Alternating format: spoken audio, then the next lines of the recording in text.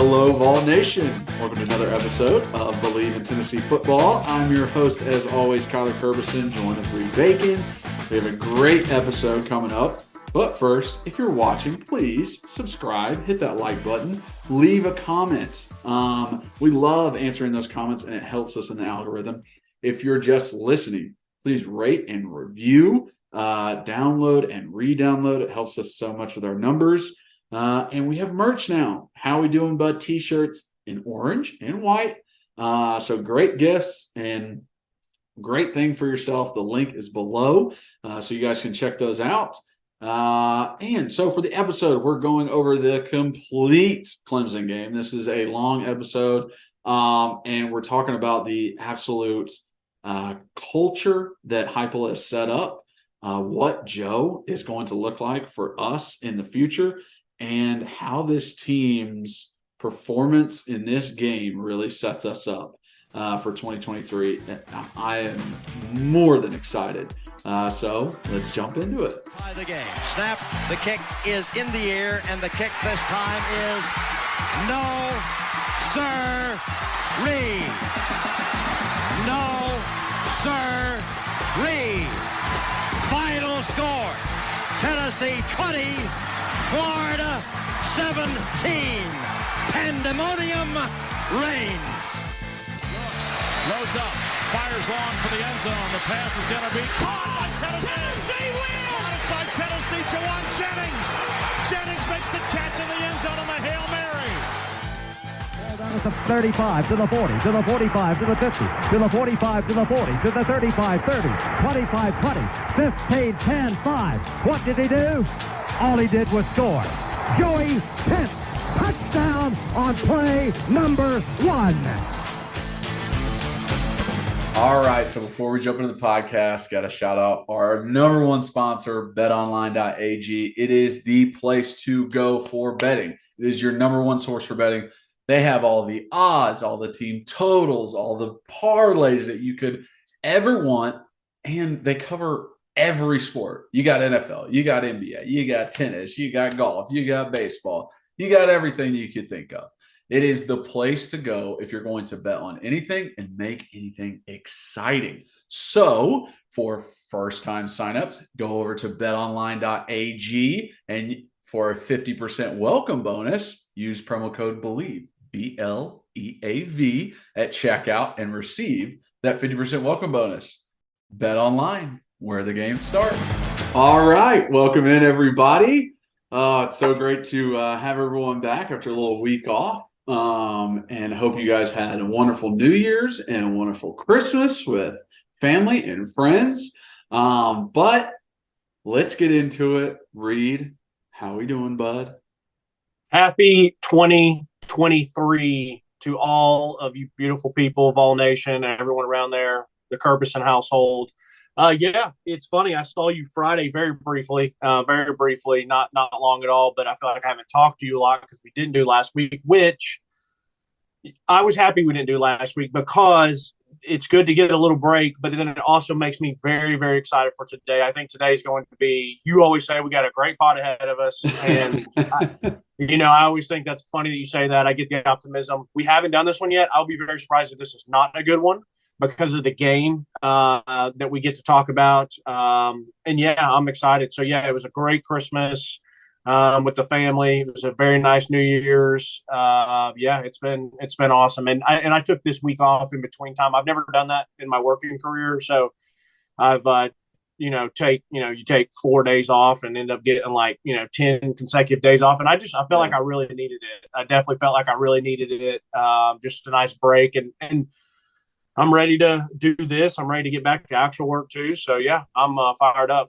I think this game, like you were saying, everybody wants to hear about it because it's not like the Vandy game. It's not like, UT Martin earlier this season where it's just like a game where it's like, oh yeah, you get to see something cool. It's like this actually matters for what 2023 is going to look like. Like this is the last time we get to see these guys before we go to spring practice. So it's like getting the comparison too during that time frame.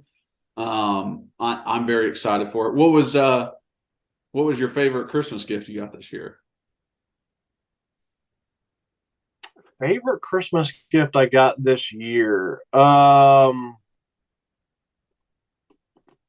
So you guys know that I'm a big autograph guy. I love collectibles. And so I've changed it to where instead of getting collectibles that I think are like just awesome, I just do it based on like what I legitimately want. So like it doesn't have to be like a high price ticket item, which I do have some of those, but I've gotten it to where I wanted to get all of my childhood favorite players growing up. And I have a lot of them, but one guy that I did not have, and it was not expensive, but I want only pictures. I'm a big picture guy. I don't want a ball. I don't want a helmet. I don't want any of that stuff. I have a couple jerseys signed, and I do have some balls signed. But as I've gotten older, I want all pictures. So I got an Eric Weddle when he was in, and I was very particular. I wanted a picture with a visor, with his long sleeve, with his fingers taped, because that's how I remember him. And so I got an Eric Weddle autograph. Like I said, it wasn't expensive, but it was good to add to the collection. I got a nice top coat because I have a black long top coat like you would see on Peaky Blinders, and I've had it for a long time because of my old job. I used to have to dress really nice, or didn't have to, but I like to dress nice. Well, now I got a camel hair one. So those two things, and one thing that I have never had, but I've just never really thought about it. Like, I don't know why I didn't go and buy one when I had my house, because then things would have been turnt over there at 8508 Flowery Peach for a long time. But I got it. But Lee and Austin got me a JBL speaker, and it's a banger, bro. So like, Heck yeah. I'm in the bath or in the shower, just in there, just freaking listening to some Young Dolph and just getting after it while I'm showering. Oh yeah, I'm getting the body clean, and I'm getting the mind ready to grind. What about you? What was your favorite gift? Boring answer, but I got a nice Carhartt like quarter zip hoodie. Oh, you need that for your work. Which like I really need for work, and it's also like looks clean. Yeah.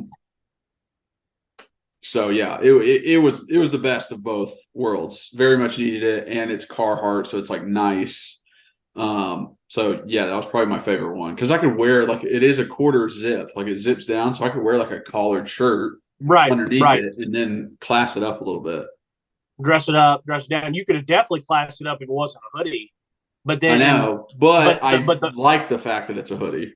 Yeah. Oh, yeah. Hoodie, bro. I like live in hoodies. Matter of fact, I'm not wearing one of my Tennessee hoodies right now because I'm doing laundry. It's a Sunday. So, but yeah, it was, man, just every Christmas that goes by, I just realize how every day that goes by, I realize how fortunate and blessed I am. But I don't take those holidays for granted. New Year's last night, I literally just was. My sister's in Nashville. The Memphis Crew's kind of doing some different stuff, and so my mom and dad and I just were crushing it at the house last night, just vibing and watching games. And matter of fact, I had my biggest winning my second biggest winning of the season, because my biggest winning day was UT Bama, because I had UT money line, I had UT plus the points, I think I had UT first quarter, so I cleaned up. I think I made like $500 or $700 that day. But last night I had TCU money line, TCU plus the points, and then I live bet TCU money line again. Yes. Damn. When did you live bet them again? Basically like, so I had the points to start the game, and I was like, Reed, trust yourself, like trust your gut, like you really feel like TCU. I really thought TCU was not only going to be in the game but win it, and they ended up doing that. So I did the points right before the game started. Then I kind of watched, and as I got a feeling for it, and even after they scored, their money line was still a good bet. So I jumped on it again, and then I waited, and I was patient. I said, I'm going to wait till Michigan closes the gap, and Michigan didn't take the lead. I think they only closed it with a touchdown, and the live bet jumped to where money line again for TCU was in the pluses. So I got them like in the middle of the game, still with the lead, and like plus 150. So it was like, so I love sometimes like if I know I'm going to physically sit and watch a game throughout, I will get the vibe of the game and then live bet it. So yeah, I mean, no one believed TCU was like, no one believed in TCU until they won it. It was so unbelievable. But I love what TCU did. Literally watching that game, I'm like, Max Duggan. I love Max. I mean, depending on what USC does in their bowl game, it's like was he really the one who should have won the Heisman? Like the fact that he has to put the team on his back so much, and it's like he has to make the plays. He does. No one else. Like he has to make those plays. Well, you know how I feel about Bryce Young. So, like, and Caleb is a good player. I haven't watched as much of Caleb, but what I have seen, I'm like, dang, that's impressive. But, like, I mean, Bryce Young, Max, or Caleb are fine with me. But I'm telling you, man, the ones that I felt like this year coming on, I was like, dude, no one's giving TCU a shot. And I really think that they're going to – I really think that they're not only going to have a chance to, like, can keep it close, but I'm not going to be surprised if they win. So I felt good about that. Now, I was a little bit wrong. I mean, Georgia ended up winning. I did not expect that from Ohio State. We will talk about those games here in a little bit. But I'm going to tell you right now, I'll just get it out there. I think for the Super Bowl, and it's not going on a limb because of the team. I think it's maybe going on a limb because of the team they're going to have to go through. But I think the Cincinnati Bengals make it back again this year. I don't know why. I just think they're hot. I think they are more. I think they are more playoff built than the Chiefs or the Bills, because so much is reliant on Patrick Mahomes and Josh Allen. And I hate it for Josh Allen because I feel like he has the pressure of that entire organization on his back. Like, they have tried to give him help, but like if they need to run the ball and you got to do it in the playoffs, he has to run it. Patrick Mahomes is a little bit different because he gets to play Superman, but Andy Reid, I trust him a little bit more than Sean McDermott. And then I think everyone's talking about the Eagles, and I know they're getting some pub, but I really think that 49ers will be back again. Just because we'll see this weekend because Bengals play the Bills. So I know, and that gives us exactly what might just happen in the playoffs. And then the Eagles don't necessarily like. I don't even know if they have to win their next games. Like, I think they do just in case, like the Vikings don't catch them. But they have a ton of injuries right now. And like Lane Johnson just went down last week. So it's very much like what's going to happen to them? I don't know. I know some people think they're really good. And I know some people think they're overrated. I do not think they're overrated. I think they are good. Yeah. But it's hard for me to trust a team in that first year in the playoffs. Like 49ers have been there and been doing it. And I love Kyle Shanahan. And if the Eagles do win and make the Super Bowl, like I'll be happy for the Eagles. Like I will absolutely be happy for them in that city. The way that the Bills are built, and you said like they have to depend on Josh Allen, the 49ers are built the exact opposite, where they depend on everything else besides the quarterback. Right. And that's one of the reasons why I've liked the Titans since my entire childhood. Like the Titans have always play good defense, run the ball, play action, do some of that different stuff. Because not to say that I wouldn't want a generational talent. Yeah. I just wish they would take some of that off of Josh Allen. Like they haven't had a run game ever since he's been there. And it's like, I mean, in playoff football is just different, bro. It's just absolutely different. And so it's like, are you built for the moment, and are you actually constructed? Like, meaning mentally, are you built for the moment, but is your team also constructed? Plus, I don't really trust Sean McDermott. like, you know what I mean? So to kind of nothing to tell you that you can trust him yet. Like he hasn't gone deep in the playoffs and won, and it's just you got to keep him on a short rope. It ties us in. This will be our segue to the Tennessee game. But there's not a coach, and I've thought about this. There is not a coach in college football besides Nick Saban that I'm taking over Coach Heupel, and I firmly believe that. Even Sonny Dykes. Even Sonny Dykes and the impressive thing he's done with TCU in 1 year. I like Sonny. I think Sonny and Josh are very, very similar, and the reason that is like a Dabo Swinney or a Kirby Smart or any of these type of guys that have been doing it. The reason I would take Heupel is because Heupel is not only the game day magician, like a Kyle Shanahan, like a Sean McVay, like whoever. He's also a culture builder. Dabo Swinney is not a game day guy. He's a culture builder. Kirby Smart is not a game day guy. I do think Kirby Smart, I know he doesn't necessarily call the offensive defense, but I do think he has his hand in a lot of that stuff, kind of like Saban does. But like I firmly believe if Kirby Smart's at Tennessee and Josh Heupel's at Georgia, I think I think I think Josh Heupel is going to win multiple national championships in Georgia because of that base of recruiting. And if Kirby Smart's here, I don't think we're as good as with Heupel because we don't have that home base of recruiting. So I'm telling you right now, besides Nick Saban, my GOAT, I'm not. Urban Meyer, you could say, Reed, do you want Urban Meyer to come? No, I've never been a big fan of Urban Meyer. He's good, but I don't like him. So I would rather have Josh. He's a trash human being. There's, Lincoln Riley. No, I don't want Lincoln Riley because, like I said, it's important to me to have an advantage on game day, but you have to have the culture builder. Like you talk, like we make fun of Butch Jones all the time, but you said when he came in, he did do a good job of building a pretty good culture. Now, maybe he didn't build it on as a solid foundation as he thought he was building it on, like I feel like Heupel is, because Heupel's real, and it's not so much of this smoke and mirrors. But I'm telling you, man, Josh Heupel, he's special. I've been saying it for a while, that I really felt like we had an advantage on the sideline. But now that I know how he can build not only an offense and a scheme and a game day, but the culture. I think this win solidified that thought process too, because it was, all right, you got all these guys out, you got all your leaders out. That was the important part, not just like starters, but leaders on offense and defense. What are you going to do? What's going to happen? What does your culture look like? Who can guys that are younger, who haven't played, who haven't started, step up and be leaders? And that's what happened.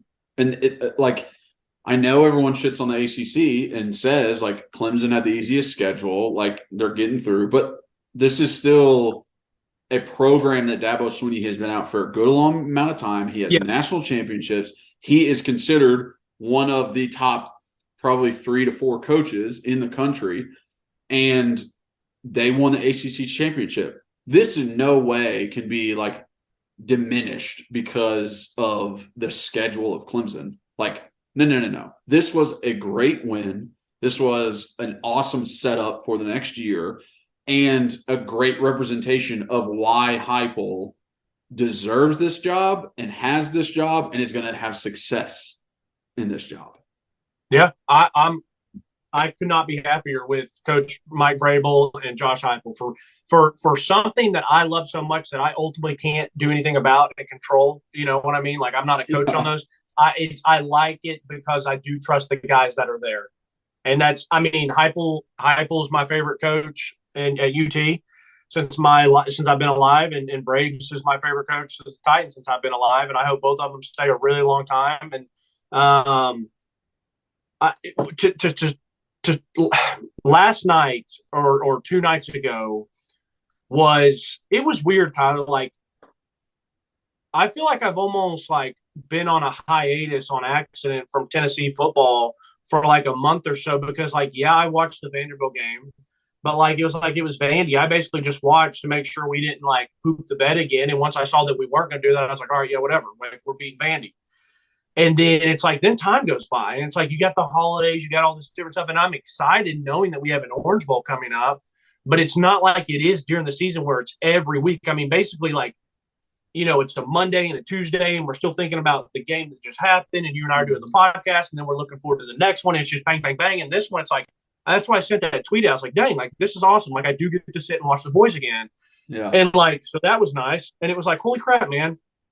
This is Friday night, New Year's 6, like prime time. I was like, this is incredible. And in Clemson, Clemson is a good team. I do think they are slightly overrated, but I still think it was when I say slightly overrated, I think they're still easily a top 15 team in the country. But it's a huge win because like you said, they do have national championships. Dabo's been there a long time. Go look at their recruiting classes that they probably had the past 4 to 5, 6 years, whatever the case may be. And I think the South Carolina win really hurt in a way that I didn't even know because I was so bummed out. And so that's why I was kind of like, damn, man, we just kind of lost our shot at the playoffs. And then even watching the playoffs last night, I'm like, damn, man, I would have loved to get a piece of that Michigan ass. I really do. I think TCU's defense is probably a little bit better than ours. But if we were fully healthy, they weren't necessarily ranked like that. They're like 70 something in the country on defense. So it's like no one really expected them to like make plays. Yeah. I feel like they're pretty comparable to Tennessee's. Like they play hard, they get some negative plays, they might give some stuff up. But I would have loved to have seen Tennessee against Michigan because I would not have been surprised if we beat them. And then that also means like, dude, just get in the dance, man. You never know what's going to happen. I mean, I didn't think Ohio State was going to be in that game at all, and they should have won the game. Yeah. But anyways, to start talking about this game, first and foremost, like I said, it was great to see them back. And it's like, it really does make me feel like that South Carolina game really was, an anomaly, or like, it really was, an outlier. Yeah, exactly. That's the best word. It was just an outlier because this isn't like years past where like Butch beats somebody he's not supposed to, but then loses someone he's not supposed to. And then it's like Pruitt loses to Georgia State and BYU, but then he beats Kentucky when they're like one of the best teams that they've had in a long time. It's like, it's not this. It's not like, who do we get every week? With Heupel, we know that this team, the majority of time, 85 to 90% of the time, everyone has outliers. Everyone has bad games. Everyone has whatever. But, like, we know that what he's going to do and what it's going to show up. Does that mean we're going to win every game? No. But that means that we're going to be there. We're going to play. We're going to give ourselves a chance to win. And last night or Friday night was a team win, Kyler. It was a team win. I really enjoyed watching the game. I really enjoyed breaking down this film.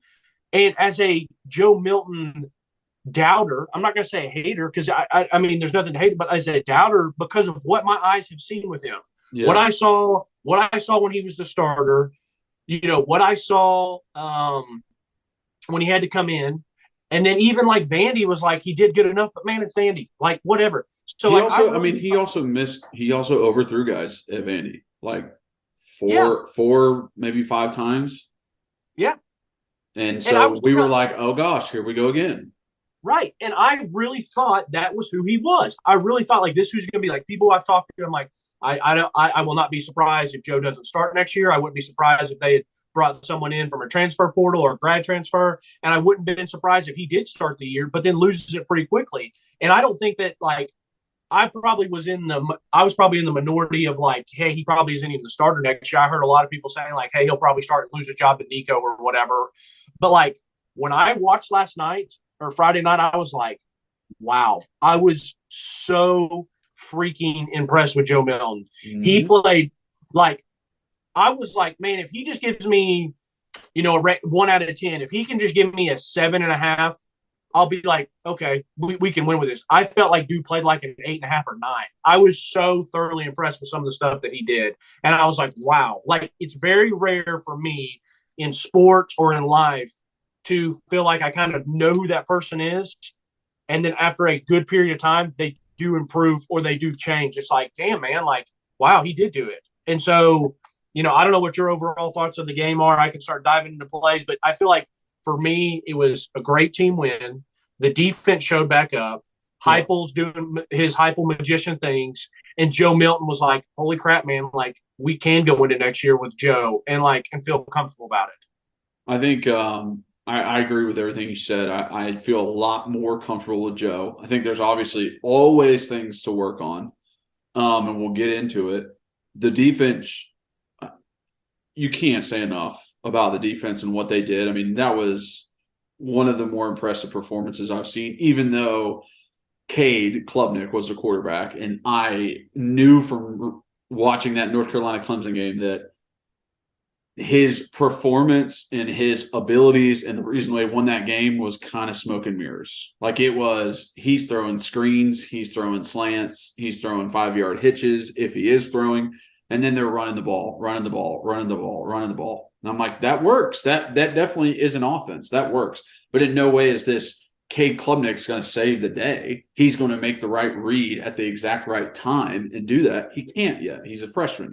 He's thinking way too much and thinking slowly, which is what he did versus us, which our defense took advantage of.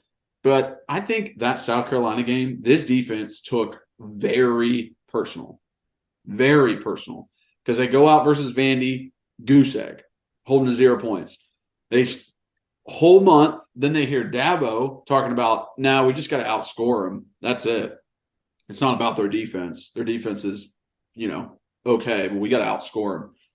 They took that personal, went in. Clemson did not score a touchdown until 10 minutes left in the fourth quarter. That is insane that they held them all the way till then. I mean, guys were pretty much just worn the hell out by that point. I am so impressed with this defense and so impressed with some of the guys on it who are coming back. Like, way to show out, way to say, hey, I'm going to be here next year and I'm going to be even better.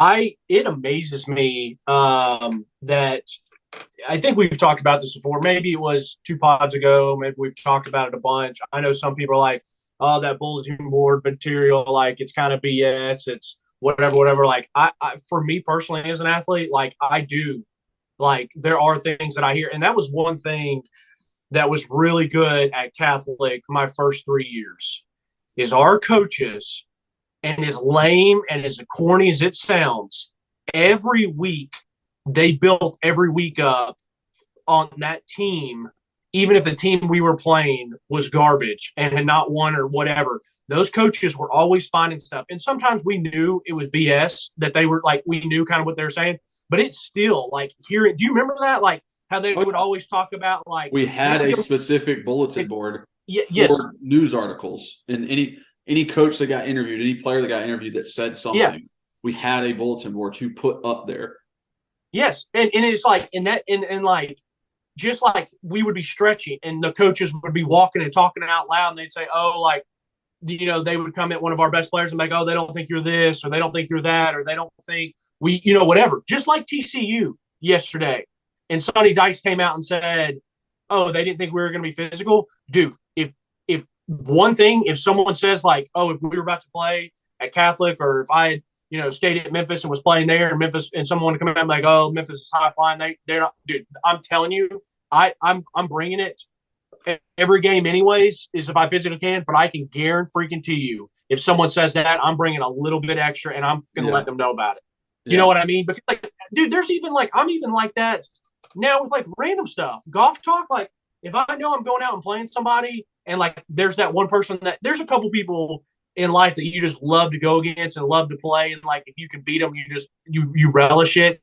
I don't care if it's like I said, golf, Madden, pickup hoops, cornhole, whatever. Like there's times where like I have that little bit of switch and lock in, and like my maturity now is like I maybe won't tell them about it once I beat them, but it feels sweet. And I guarantee the same thing for you when you're playing left tackle and you're going up against one of these big defensive ends that everyone's talking about at Florida or Georgia or whatever. Like I know for a fact that locked you in.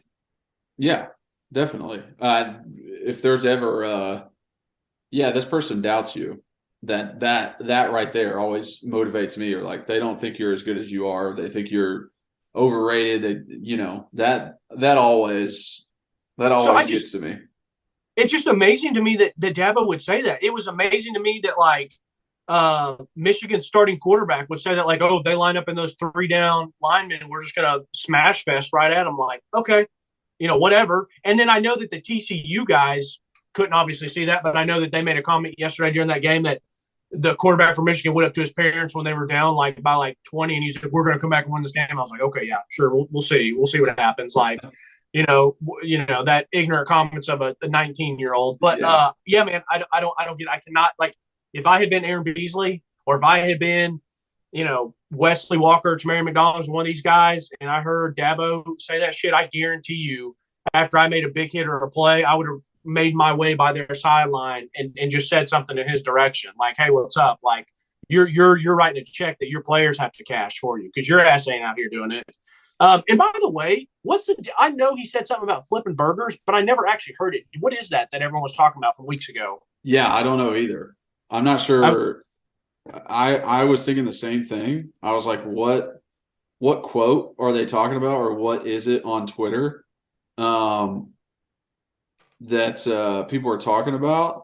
I mean, hell, I'll just Google it right now. Well, while you're Googling that, I'm going to jump in and start with some offensive stuff, okay? Okay. What, did you Yeah, find it? you want to go ahead and start with the I mean, I don't know. You want to go through the game? Yeah, let's go through the game. Yeah, I got some really good notes. I'm going to talk real quick here. Did you find it, though? Go ahead and say it. Yeah. Because I think, didn't he mean it about us and South Carolina or something like that? It says he said that Tennessee was flipping burgers or getting ahead of themselves before the loss to South Carolina. So he said it before the loss to South Carolina or after the loss to South Carolina and said that we were like flipping burgers. Pretty much said like getting ahead of yourself before you headed into the game. What? Why was he? And that was between the South Carolina and the Clemson game. Before, okay, so someone must have said, "Hey, this South Carolina team just snuck up and beat Tennessee. What did you think?" And he goes, "Well, they must have been over there just flipping burgers, not paying attention." So his explanation of it was, I was actually paying Tennessee a compliment. I was challenging our guys. We were talking about finishing and how hard it is to win. I'm talking about our guys. We've got a path that's clear, but we've got to finish. I made the point. The team we're getting ready to play, they got to do this and do that, and then next week. And then they can sit at home and flip burgers and watch all the championship games they're in. And so he's taking a shot at South Carolina? No, I guess he was trying to motivate his own team not to lose to South Carolina. Who knows? Saying Whatever. that like we were flipping burgers, thinking like, we're flipping burgers now because we lost to them. Yeah. I don't know. Whatever. Yeah. Suck one, Dabo. I mean, he is the corniest guy. I mean, I think I've ever met. No, he's not. He's not so bad. annoying the way he like does stuff. Like, him running out first in front of his team down the hill, like just that is so like look at me. Which you can pump all the religious talk that you want, doesn't matter what religion you are, but if you're doing things that make the spotlight on you and no one else, it's like these are empty words. He's not the corniest. He's not as bad as Shane Beamer. He's not as bad as Butch and some of these other ones. But yeah, Dabo's pretty bad with some of that stuff. But okay, offensively, I got to rewatch. So it was funny because I have my DVR set to naturally record every Tennessee football game and every Titans game. So I go on to start rewatching. This was the first game I actually took notes during the game, and I actually enjoyed doing it. Going into next season, I'll probably take some notes if I'm watching on TV and then go back and rewatch. It honestly helps a little bit. But I go back to today to go to my DVR, and I have 3 of them. I'm like, what? So then it's the game, the command center, and the Skycast. And I was like, let me rewatch it on the command center or open up and see what it's like. Well, the command center is the side angle, which is the normal angle, and the angle behind the line, which is what you love. Wow. I was like, I was like, that's cool. So I legitimately got to watch the game on so I was using the clicker and watching, and I would basically get 2 views of every play because you get the behind the view and the side view. So it was sick. And then it had on the bottom like all the different stats and everything. It had who was this target on this play, all this stuff. So it was really neat.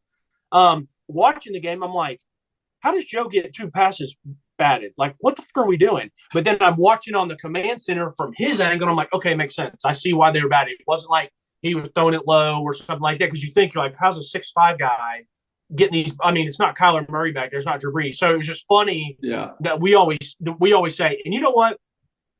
2023 is the year of, and I want people to start doing this. Stop listening to people that you talk with that are friends or that are on Twitter that go ahead and just post stuff that they've never watched a highlight film or watched game film of someone, and they're like, oh, this guy's going to be great. That's some foreshadowing when we talk about some of our transfers, or during the game. Because remember how we've always talked about we're bad, like during the game, be like, oh, he's trash, and then you go back and watch, and you're like, okay, it's not that bad, or like, wow, it's even better than I expected. It's never as good as you think. It's never as bad as you think. Yeah. So 2023 for me, like I've already started years ago where I take everything I hear with a grain of salt, unless it's people I really respect and I know they actually sit and watch games. Like one of my best, Jack Gillespie, I talk about him all the time, a huge Tennessee fan. Never, he played football in like middle school, but I really respect his opinion because the guy loves to sit and just watch a game from start to finish. You know, he's a big gambler, so he's always locked into games if he's got a game on. So he watches a ton of stuff, but I also respect that, like, he'll sit, he'll watch, and he's just not this, like, very much of a fan reaction of like something good happens. Oh, Kyler Ferguson's the best left tackle we've ever had. You give up one sack. Oh my God, he's trash. Like he should go play in traffic. I'm just so sick. I'm so sick of all that. So, anyways, 2023. You know, before you start throwing bullcrap facts out there, go watch it multiple times and really try to form an opinion. I can't wait. I can't wait to use this on you when you text me during the game. You're like, "Damn, that son of a bitch dropped the ball." I really don't do that much though. No, anymore. I know. I just thought it was so. Funny. I was happy to see that we got Squirrel in early. You know what I mean? It's like everything that it's everything that we've wanted. You know, Joe Milton, Bazooka Joe, Squirrel, Ramil, Brew, like all of it. But guess what? Last night or Friday night. Sorry, I keep saying that. I apologize, but like. Friday night was like, that's the reason for the stereotypes. Like stereotypes in life are real for a reason because they really do happen. And like everyone was loving the hype of these guys, but like now they came out and showed us like, damn, like we really can trust on some of these dudes. Like you and I've always liked Ramel Keaton because of what we saw in practice. I mean, he would go up and just moss people left and right. And then we saw Squirrel early. And if you remember, I'll give myself some kudos. Like he was one of my favorite players I remember I said, hey, I don't like talking about recruits. I don't try to get but I said something about Squirrel. I love him. Like, I think he can do it all. And like, I loved his maturity and we saw him at practice. I love how he carried himself. So it's like, that was one that I feel like so far I've gotten right and I've hit on. I was happy to see them get him going early. 3rd and 6. I love it. It's a smart thing. It's 3rd and 6. Offensive line gave you good protection. The safety or nickelback is playing legitimately 10 or 11 yards off Squirrel. He runs a great hitch route. Joe double pumps it, hits him. Easy. Just do it simple. If they are going to play off, be simple here. You know what I mean? Especially for Joe's first start. You know, well, not second start, but just like get him into the rhythm of things. Yes, exactly. Jabari Small goes wide on one, and he was wide open. But then when you watch it from the command center, from the angle of Joe, like that's one of those things that's like, if you're watching on TV, people are like, what are you doing? Throw it to Jabari Small. He's out of the backfield. No one's around him. Yeah, I get that. But this play design, you know how Heupel does, where he really cuts a field in half for his quarterbacks. And like Joe still made a pretty good throw to Squirrel. Squirrel's going to tell you he needs to catch that little, the little like dump, whatever. And like it might have been a little hard. It wasn't a huge drop because it maybe only been 4 or 5 yards, but it's okay. Like, it's also usually the running back coming out of the backfield is like your last resort as a quarterback. So it's like, look at everything else. And then if you can get it to the running back, because I mean, there's a lot of times running backs are open, quarterback gets sacked because he doesn't have time to look at the defensive end coming at his ass and the running back. Right. It was a bad sack on 3rd. What happened to Jerome there? Because it looked like he got a good set, and then the next thing I know, he's getting thrown and tossed. So I didn't know if he overextended, and then the guy just pulled I don't think he overextended. I think the guy got his shoulder. Got back here on his shoulder pads and was able to pull forward. So that turns Jerome's shoulders, and then it's easy pickings. Yeah. Okay. So that's just a technique thing by Jerome, and they did a very good job of having 5 guys up on the line. To where, as you do it, 5 guys up on the line, Cooper raises his hand and he's like 5, 5, 5. It's literally 5 versus 5. So you're immediately on a one-on-one matchup. At the same time thinking, is this guy going to come from defensive end and crush me and there's going to be a game? Or is this guy coming from center and going to crush me and there's going to be a game at a guard spot? So it's very difficult in that scenario. I did think there were times Joe was holding for a very long time and kind of sitting there and kind of relaxing in that pocket. Because even on that sack, I think Joe could have gotten rid of it before he got sacked. I think Squirrel was coming on a dig and it was DB and Squirrel and that's it. And it's like, okay, I trust Squirrel to kind of outrun him and Joe to lead him. So listen, hindsight's 2020. I'm not going to like blame one side or the other. But I thought Joe got better as the game went on. Yeah. Listen, nobody's perfect. I thought he did a good job, and I'll talk about it. That my favorite play, I'm going to tweet it out, but it was 1st and 20, and he gets pressure right up the middle because Javonte Spraggins out and Ollie Lane's in and gets beat. He sidesteps, steps up in the pocket, drills Princeton fan. We go from a 1st and 20 to like a 2nd and 4. Yeah, and it was huge.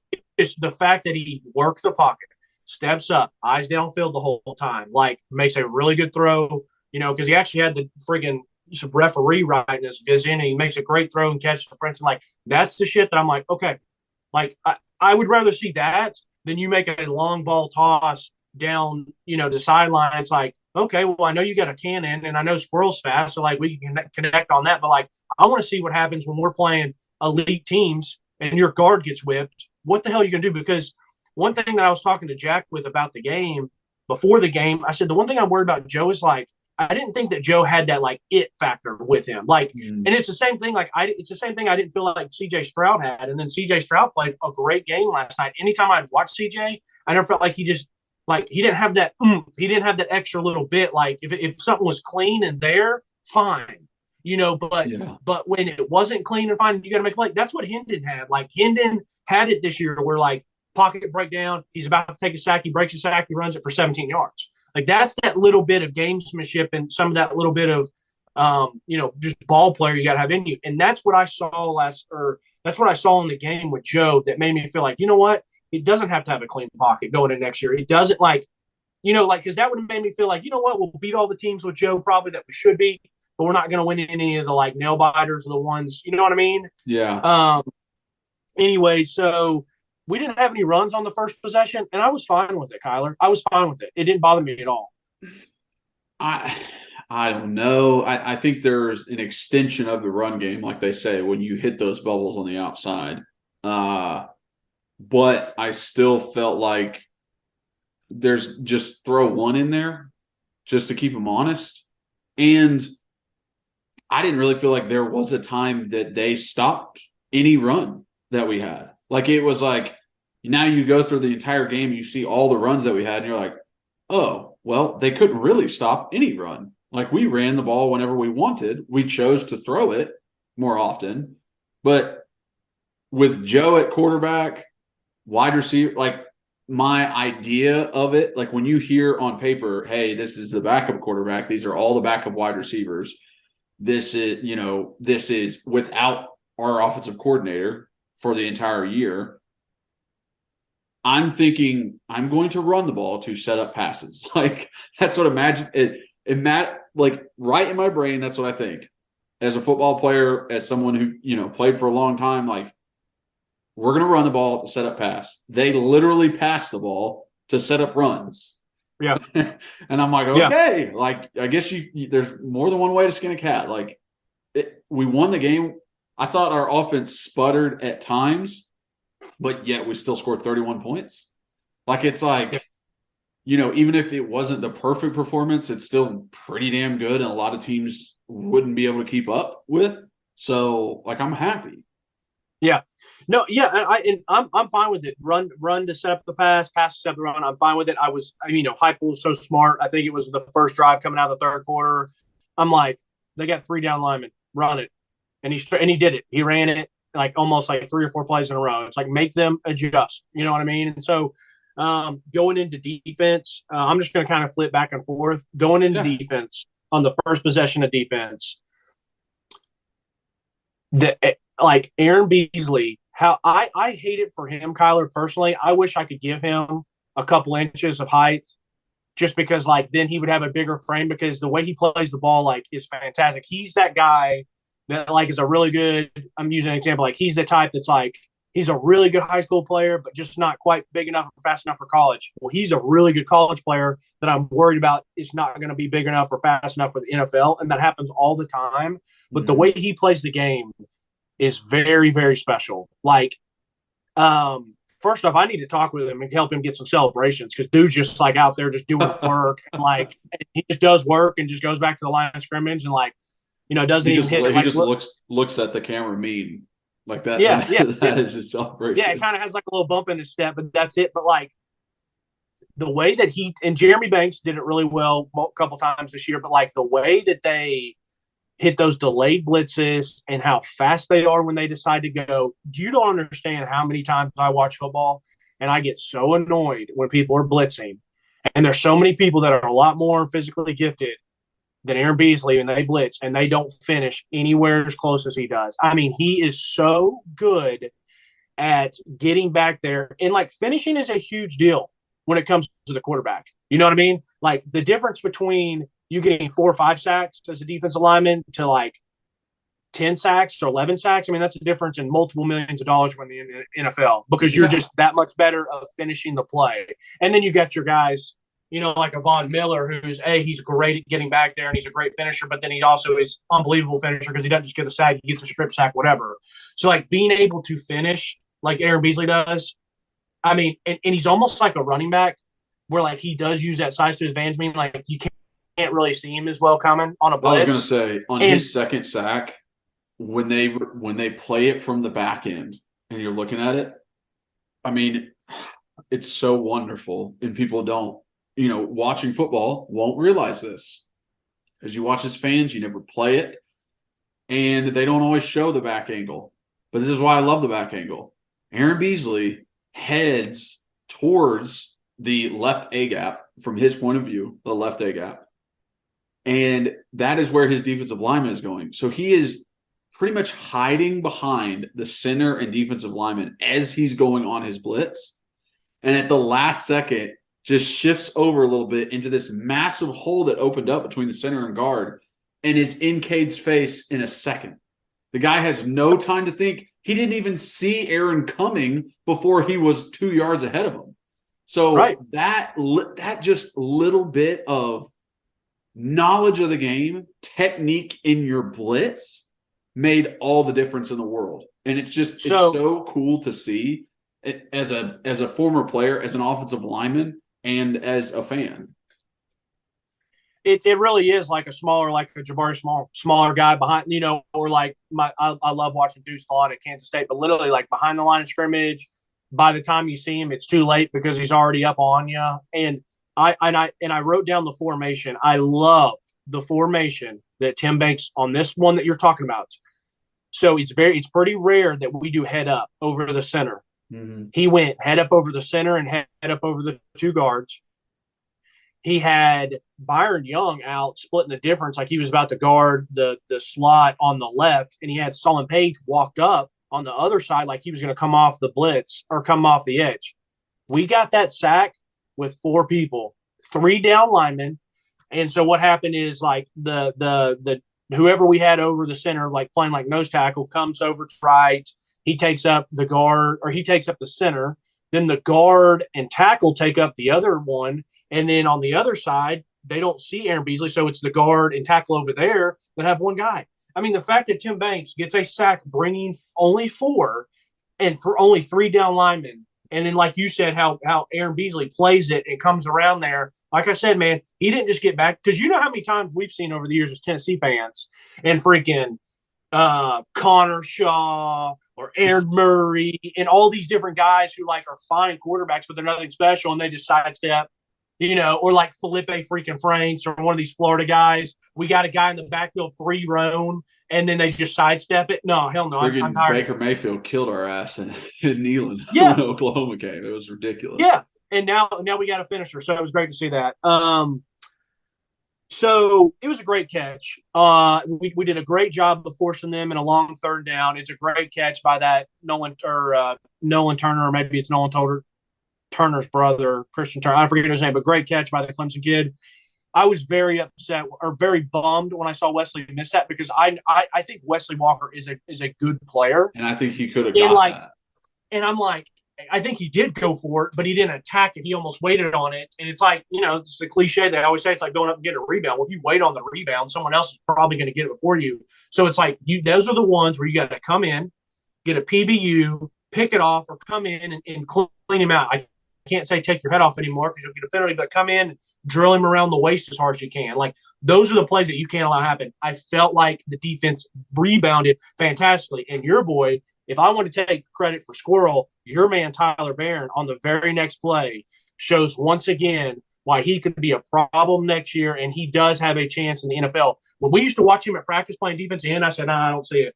I don't see it. He's not quick enough off the edge. They shade him inside now so much, and it was silly what he did to a guard, a starting guard, and he used to play defensive end. Now they him a defensive tackle. Comes off power, extends, sheds tackle. It was a joke. Like, it was like the Clemson's like, well, damn, that first down didn't go anywhere. After trying to make up, momentum, they rush up, they want to hand off, try to get 4 or 5. It's like Tyler Barron single-handedly stops it. And I'm gonna tell you, Tyler, he's one of the more dangerous guys I've ever seen, like, move from D end to 3 technique and got better. Like, I think my comparison is Malik Jackson. Yeah, we've said it on here, but it's 100% Malik Jackson. Yeah, it's 100%. Yeah. Continue on that. Once again, Roman Harrison does not get talked about enough. The guy is the best motor on the team. His motor is so silly. So the next play, or one of the next 2, like I said, we didn't go over every play, but we basically hit something if it was good or hit something if it was bad. But, like, Tyler Barron comes off again and extends, and he has that guard 2 to 3 yards deep, resets the line of scrimmage. So then Will Shipley has to bounce. Well, here's Roman Harrison is a good-sized dude, but he's always undersized when he's going up against a tackle. And he comes off, hits him good, extends, runs down the line of scrimmage, and it's another TFL because of Tyler Barron, because of Roman Harrison. And then it was nice to see Kamal Hadden come back and get back up there and setting edges. And it was the 3 of them, and it was beautiful football on those. So it was great to set in the edge. And I wanted to point out before we get to the field goal, the play all day, but also just getting to experience this more. But Danico Slaughter at corner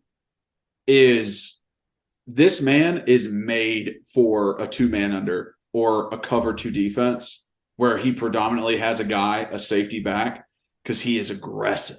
He is so aggressive. I dare you to throw an underneath route. He is going to knock you out or pick the ball off. And he's shown it time and time again. Did it versus Kentucky. Did it versus Clemson. I love Danico Slaughter. He was one of the guys that in the beginning of the season, I was like, I cannot wait to see him at Star. When we came out and it was Tamarian. And Tamarian was there for most of the season. Wesley Walker was playing. We didn't see a lot of Danico. Then injuries happened. Danico steps in and just shows out, man. He just makes freaking plays. But he didn't have to step in to start. He goes out and plays corner. And I thought he played corner very, very well. He goes out and plays a position that, like, I still truly think, like, Kamal was probably one of my favorite ball skill ones. But I think Nico has, like, that play he had against Kentucky, turn, run, head up, go pick it off, like, that was silly. And remember, Danico ended practice when we were practicing. We talked about it. And we both said, like, we really like Danico. And I'm like, man, I hate it for him because I think he's going to get lost in the shuffle. When you're a good enough player, you don't get lost in the shuffle because you end up making enough plays to get on the field. And like I said, to be a safety or to be a nickel and have to go play true corner is so difficult. I think he does it really well. And I could see him having a great year next year. And I could see him getting a chance in the NFL because he's going to be like a Rashawn Golden who hasn't had the NFL career we thought, but, like, was really good at Tennessee. I'm telling you, put Danico when he gets to the NFL, if he can't play a true outside corner, if he's a nickel corner, I think he could be a stud. Yeah, I think he can be a stud. Definitely. So, anyways, you want to talk about the fake field goal? This fake field goal. I mean, first off, we're in safe. Like, we're in, like, hey, this is going to be a fake. This almost feels like, hey, here's my chance for my son to have something.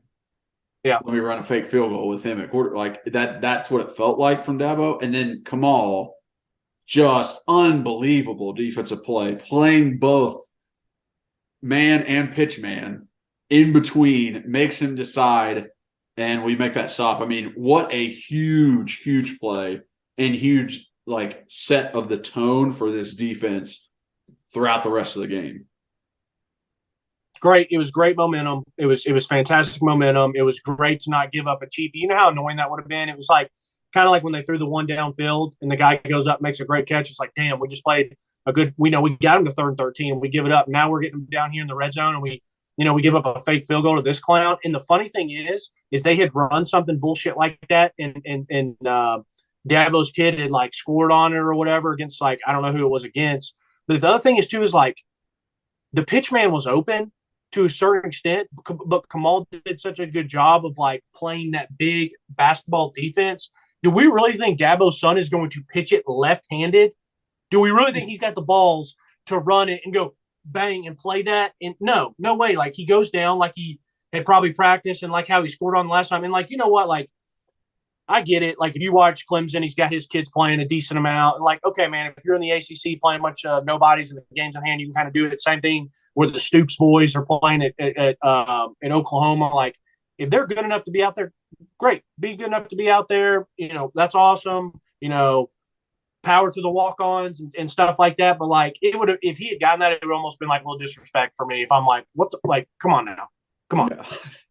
So we go back to offense. I'm just happy we didn't get Brew involved on the first one. Great to get him, and I love that play. It's not a pick route, but you got the inside guy kind of make his way towards the outside. Brew just runs in underneath it, slant.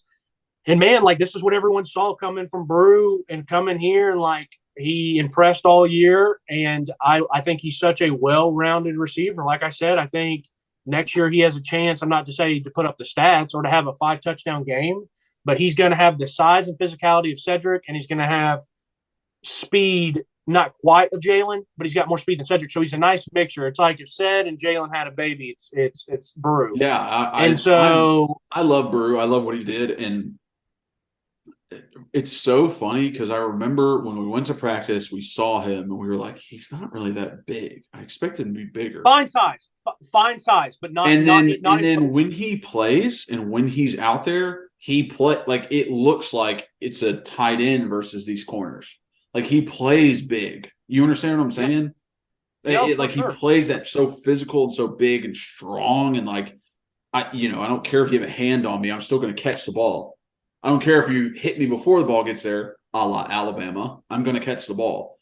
You better come with your hat because I'm going to run you over.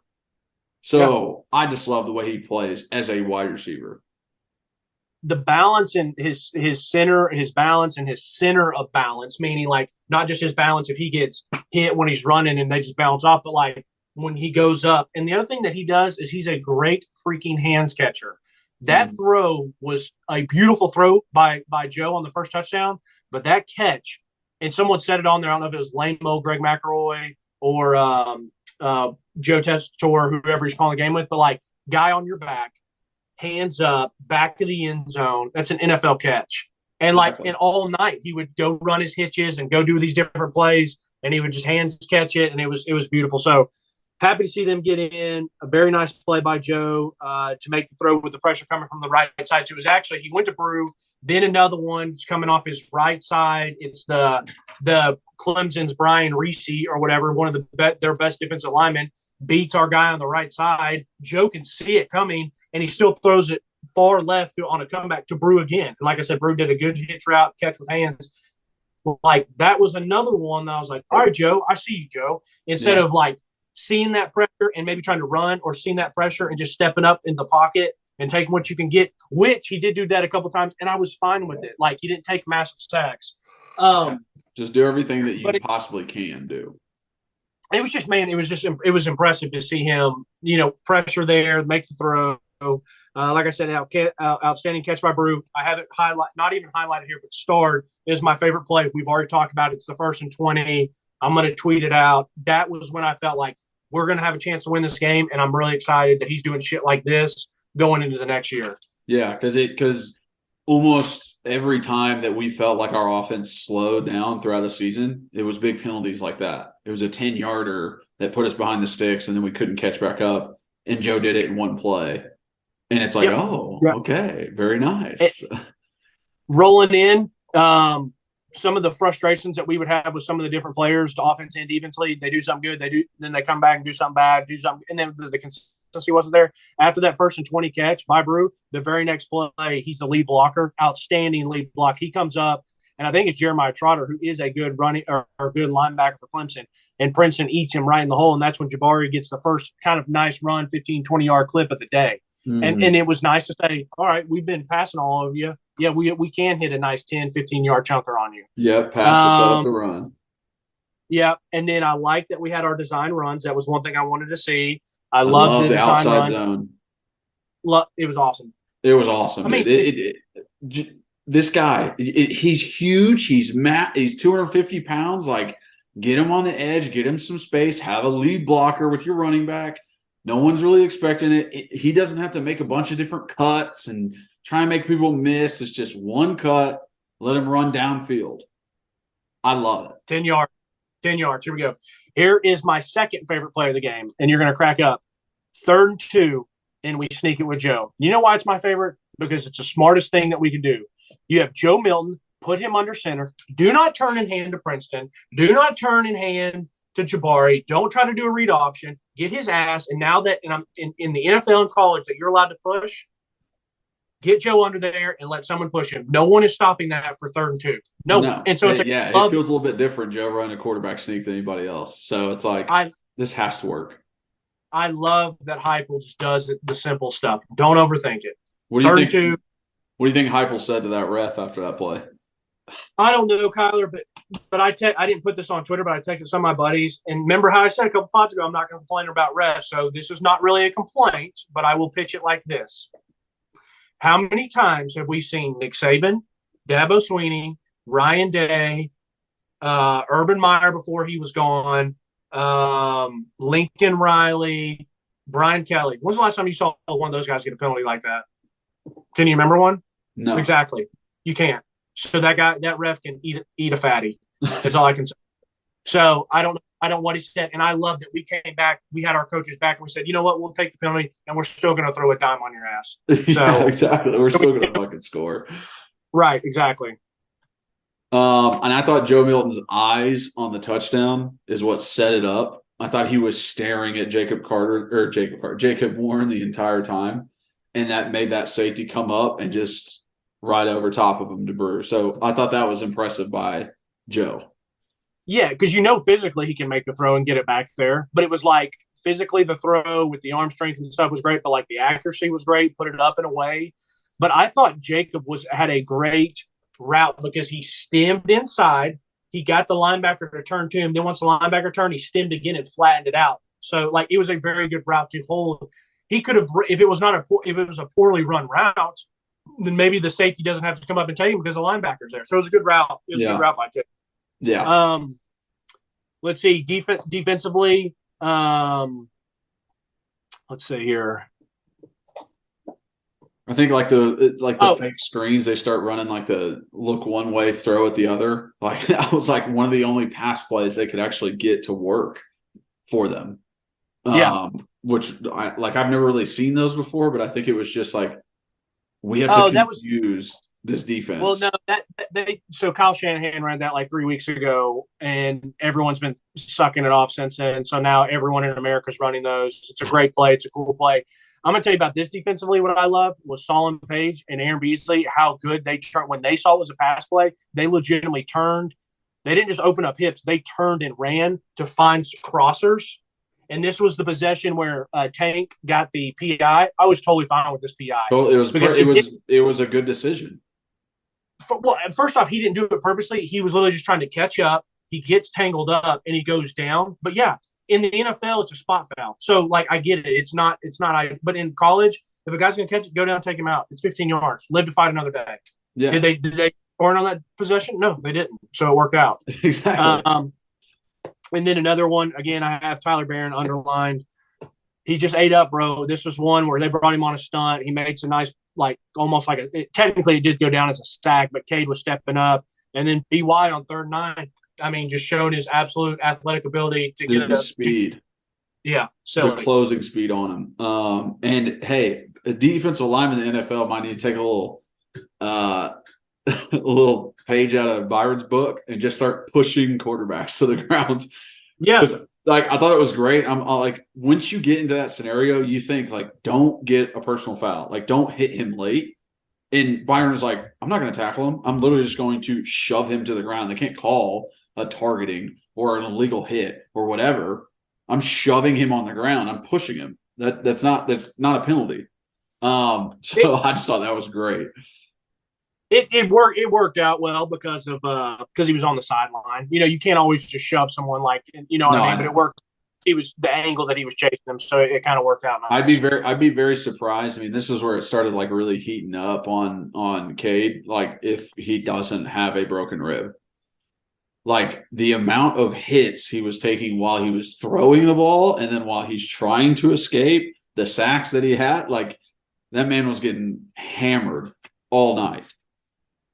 Dude, I mean, so if you got any other ones on offense before the second quarter, I'd love to hear them. But one of my yeah. Good. So do you have anything offensively to kind of finish out that first quarter? I mean, no. So like the next drive was like 3 and out, and I just think Joe hasn't necessarily worked on zone reads that much. It doesn't seem like he is able to read the in man correctly. Yeah, I've actually, yeah. There was a time he's supposed to take it. Then later on in the game, there's a time he's supposed to give it, and he takes it, and it's a 4-yard loss. So it's like, okay, if there's something to work on, Joe, now we know. Which should be one of the easiest things for him to do. Yeah, and then I don't remember if this was first or second quarter. I guess that was, yeah. Was the missed field? Yeah, that was they had that in the first quarter. Yes. Okay. So after that offensive drive, now we're back on defense. Yeah. So first off on this defense, it was Kamal Hadden. He gets beat. He has good makeup, and like so I played the position, so I get it. When you're running and you feel it's obviously happening like that, but when you're running and you feel like you're beat, you're not thinking, oh, let me turn and look and make a good play on the ball. You're like, holy shit, I just can't give up a touchdown. Because that's the worst thing as a DB, whether you're safety or corner, it's like watching a guy catch it and you chase him and you can't catch him. So it's like we see from our angle, like Kamal, like, yeah, you're beat, but like you're catching up to him. If you turn and look, like Kamal's got good enough ball skills to do what Danico did in that Kentucky game. Run, press him, kind of press him to the line of scrimmage, turn and jump up and make that sick, pick play. But like it's a lot easier said than done than when we're watching on our couch compared to when he's freaking out in the game, like, holy shit, I just got beat off the line. Because that guy cold straight beat him off the line with the hands. You know what I mean? Which I think he also snuck a look inside, and that's kind of what got him beat. And then, you're explaining it. Like, obviously, you're trying to do everything you can not to get just, like, let up a huge play or let up a touchdown, and he puts his hands up. There was not a PI.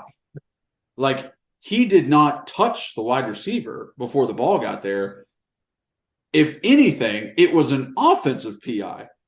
Kamal was so far behind, and all he could do was raise his hands. The wide receiver then stuck his full arm out and pushed Kamal away from him so that he could reach up and try and catch it.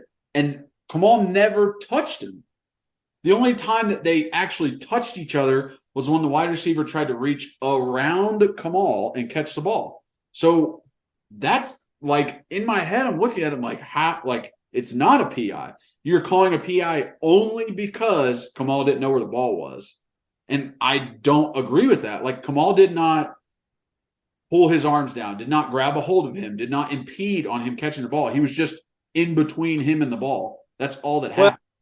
Well, technically, what you said there, he did impede him in catching the ball, which, I mean, that's his job, is to stop him. But I'm watching it. I actually have it pulled up. You're right, all up until the fact of, like, in my opinion, I like hand fighting. Let the boys play, because I feel like the way I look at PI, like, let it be egregious almost to a point. And I'm not saying, like, actually egregious where someone, like, gets tackled. I mean, like, let it be really known. But the thing is that these DBs have to work. And I'll always say, when I go back and, I'm coaching DBs somewhere one day, we're gonna work on it where it's like, hey, you are beat. You're beat. We're not playing one-on-one here. I'm gonna have the drill where you were already beat, and I want you to work on, gaining back up and turn around and playing the ball, turn into the receiver. You know what I mean? And it's so much harder said than done because you are so worried. There's so many times where you are catching up, and when you go like this to look, you've missed it, and then you turn back around and dude's 5 yards in front of you with the ball race. So there's so many of those nightmare stories. But for this, it is PI because he does extend and throw it. The ball is not thrown far enough. If the ball's thrown far enough, it's not a PI. But he turns, the receiver gets that push on Kamal, then Kamal goes like this. I really feel like if Kamal just does that. So if you're already going to put your hands up to make the play on the ball, you can go ahead and turn. Because this makes no difference. Now, if you go like this, then you can miss it. But if you're committing to, hey, I think the ball's about to be here, just turn like this. And I think that's going to help a lot of DBs not get penalties just because the ref's saying, okay, he did turn to look for the ball compared to he's just running straight into the guy. Because you see it all the time. So these quarterbacks, some of these quarterbacks in the NFL are good enough. They throw the ball short on purpose because they know that it's going to hit the DB in the back and the ref's going to throw the penalty because the DB didn't turn around. I did think Tennessee did have some bad PIs. I do disagree with you that should have been PI, but I think it's correct. It is correctable going into next year and going into the offseason. But people freak out on DBs so much. They're like, the minute this happens, it's like fire Willie Martinez. He sucks. Tell Kamal had to go play in Kingston Pike traffic. It's like, guys. I mean, DB is one of the hardest positions on the field. It's one of the hardest positions on the field, and you also have never played it to try it. So it's like, shut up, stop. Yeah. I would be more upset and say this guy probably doesn't need playing time if he just constantly gets beat over the top. Literally, he's just giving up touchdowns left and right. Like if it's a PI, that happens all the time. So even with a good one. Yeah. So I agree. They start running the ball a little bit more here. Clemson does, and I'm honestly shocked throughout the game that they didn't run it more. Yeah. And try and run it with Klubnik more and just do zone reads, zone counter, just run the ball, dude. You guys don't need to be trying to throw it all over the place, especially with this guy who has 0 starts under his belt. They end up getting a missed field goal. So then we are back on offense. This is the drive with Ramel dropping the deep ball. Go up with hands is what I want to say first. Just an audit. But at the same time, DB was on him, all over him. It's a very tough catch to make. I'm not going to be hey, that was easy. Yeah, the DB for a true freshman. I mean, there's a couple times I know Tennessee fans wanted a PI. They probably could have gotten at least one, but I thought he did pretty good to hand fight and not be too grabby or whatever. Just to hit on what you said defensively, I agree completely. I don't know why Clemson didn't run it more. I mean, they came out in that third quarter and they started running. And my dad and I looked at each other like, this is smart. This is what I would do. I would just try to pound it with Cade and with Will Shipley and just keep pounding. And then the next drive they came out throwing. And I was like, what are you guys doing? You scored a touchdown running the ball. Keep running the ball. And it's and so there's a lot of times I said it to my dad as well watching the Michigan game. It's a lot are these teams going to stay true to who they are? Can you stay patient? If you are a running team, can you stay patient who you are? And I'm not saying that Clemson is Air Force by any stretch of the imagination, but that was effective to them, and you need to stay patient with what you are. You might be down a touchdown or 2 touchdowns or 2 possessions, but and the other thing is too, I read on Twitter the other day, which I thought was a great quote.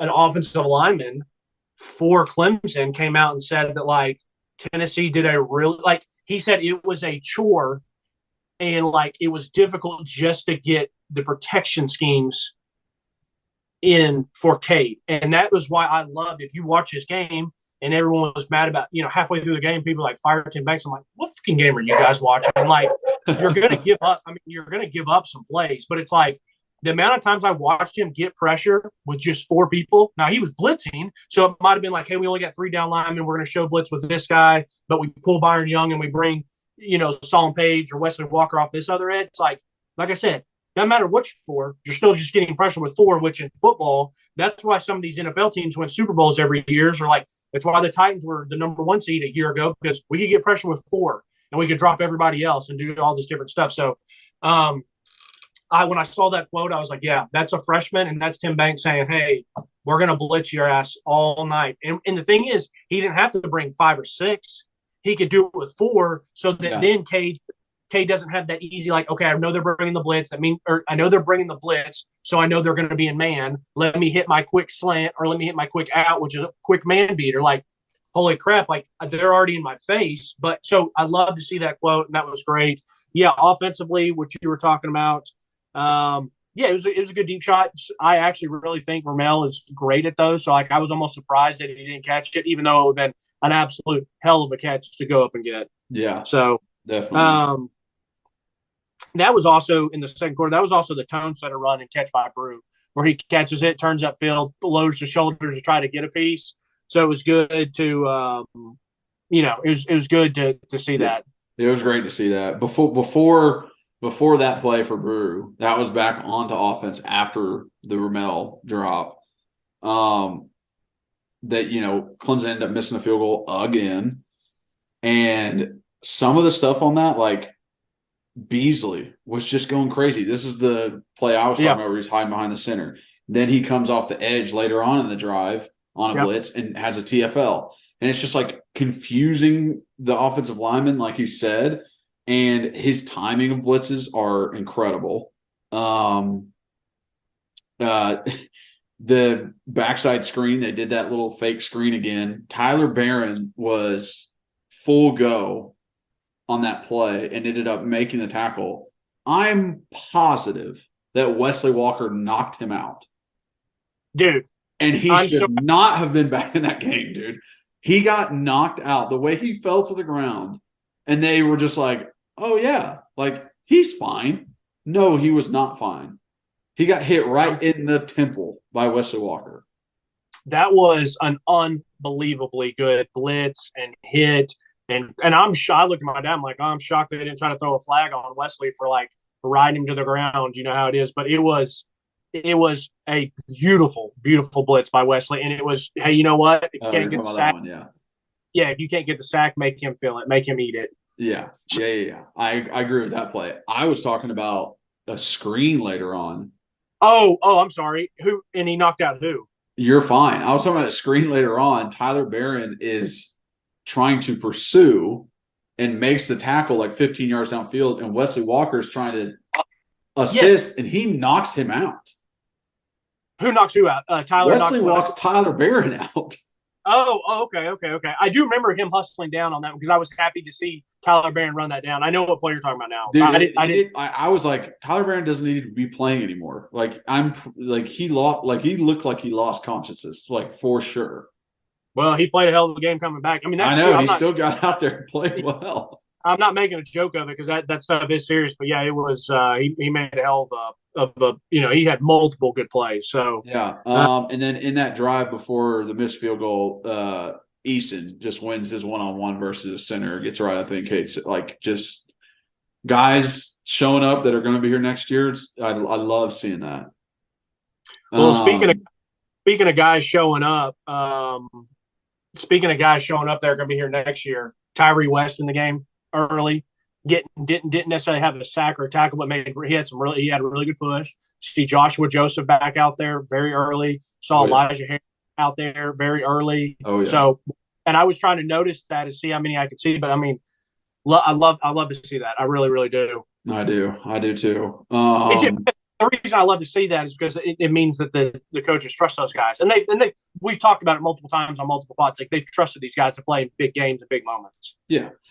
Next drive is the Brew trucking dude to get those 15 yards. We do like a run pass option. Just you can run it or just literally just give it. Oh my gosh! I have the yes. Dude, he might have absolutely KO'd Tyler Barron there. Yeah, dude, that's what I've been trying to say. I'm like, how did no one else see this? How did you not notice that? Yeah, I didn't notice it. Well, I remember this play in person because I remember watching like, oh, nice hustle, go Tyler, go. But now when you see it, like he does go like kind of limp for a second. Dude. Wow. I mean, hopefully he's okay. Maybe he just needed a He second. played. He played. He got back in the game. I know. No, that's what I'm saying. Like, maybe he just needed a second or like needed a breather. Hell, I don't know. But wow, that was crazy. I mean, okay, continue on your offense, tone center for catch. But this is the drive we end up scoring. Brew does that truck, gets like, it's 15 yards. We do like a run pass option to Squirrel out on the edge. Like that's so unstoppable, especially with someone in front of him blocking for him. And then the very next play, Squirrel, I'm pretty sure runs like a sluggo, like a slant and go. And Joe, hits him 60 yards downfield. And that throw wasn't perfect. It wasn't exactly where it needs to be, but it was good enough. Catchable. It's catchable. It's a catchable ball. Squirrel can go run underneath it, and he's faster than everybody else. I'll take it 10 times out of 10.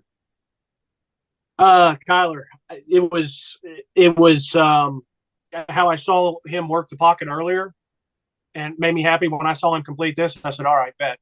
Like, once again, you're just adding more bullets to the chamber of my confidence going into next year. You know what I mean? Like, am I going to go in next year with a half-loaded clip? No, like he keeps adding bullets in there of like that kind of sweat equity of like, all right, he's getting some of this sweat equity built in because he's making the plays. Yeah. And like you said, did Squirrel just run under and catch and walk in like he did later on to Ramel?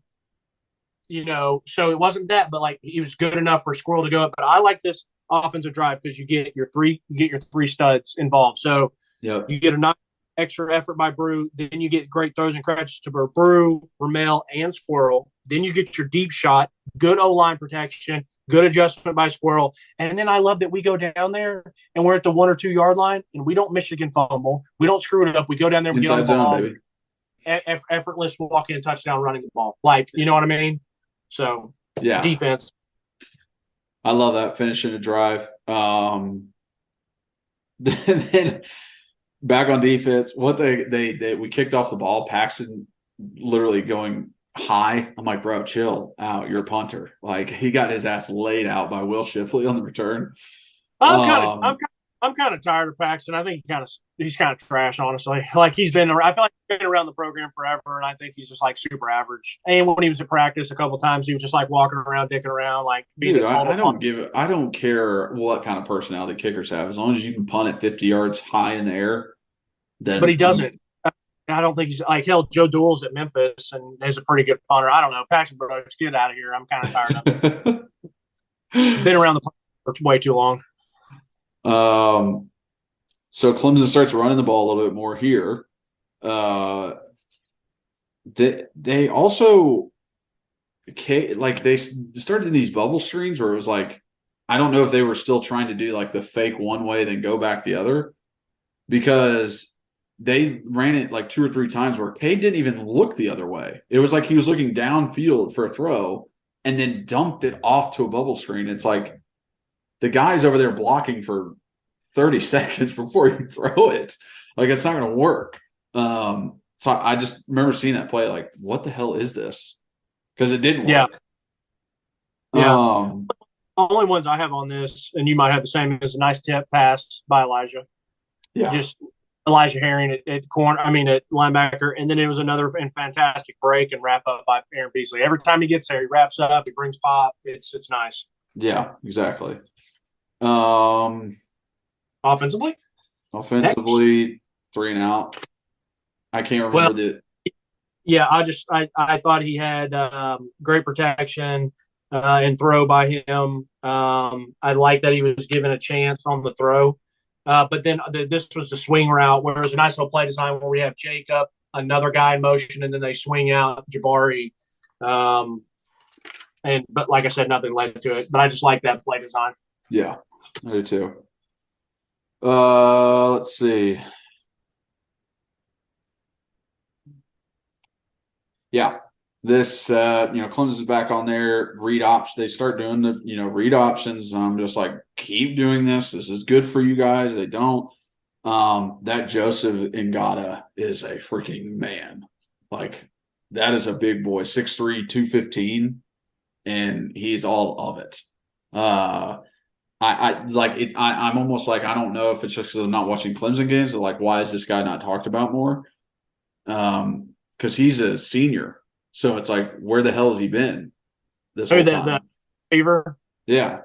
Because I thought he was fine. I thought he was fine, but they've had really good people there before in the past. So, to be really good at Clemson, I mean, they got DeAndre Hopkins, Mike Williams. Well, that's what I thought. Like, why would this guy not be the next one? I don't know. Why have I not heard his name? He's at Clemson and he looks like this.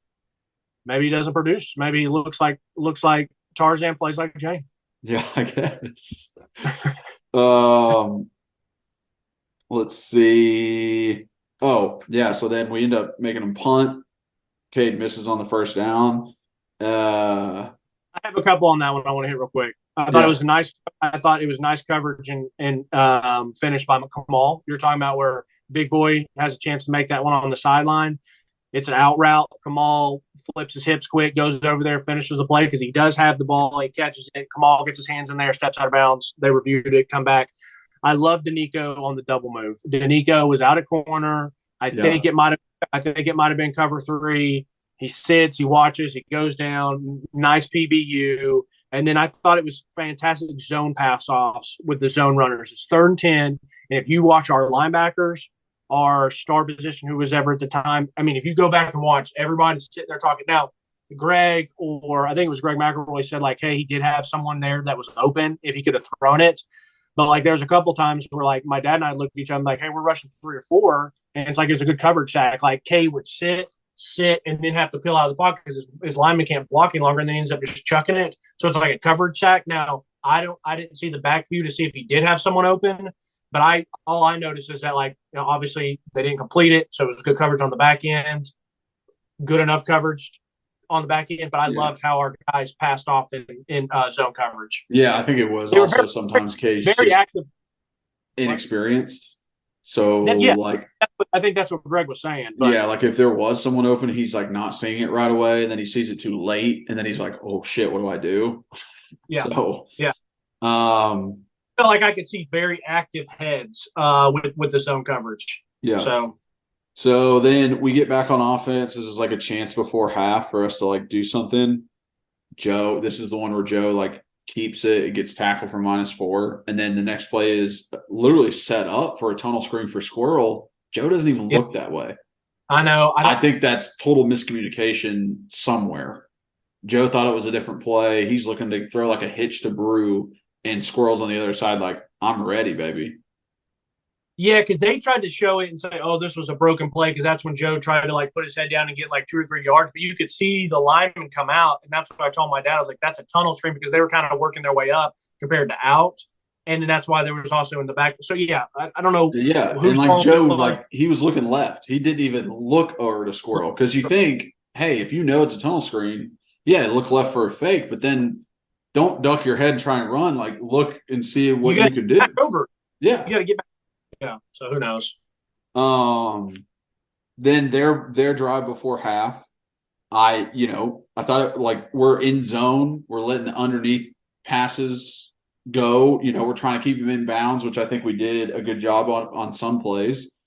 I think I kind of got upset with Solon Page on a few plays where like shovel pass to Will Shipley on this drive. Like I thought he just kind of like froze a little bit, like let the pulling guard get to him instead of him getting like coming up to the pulling guard.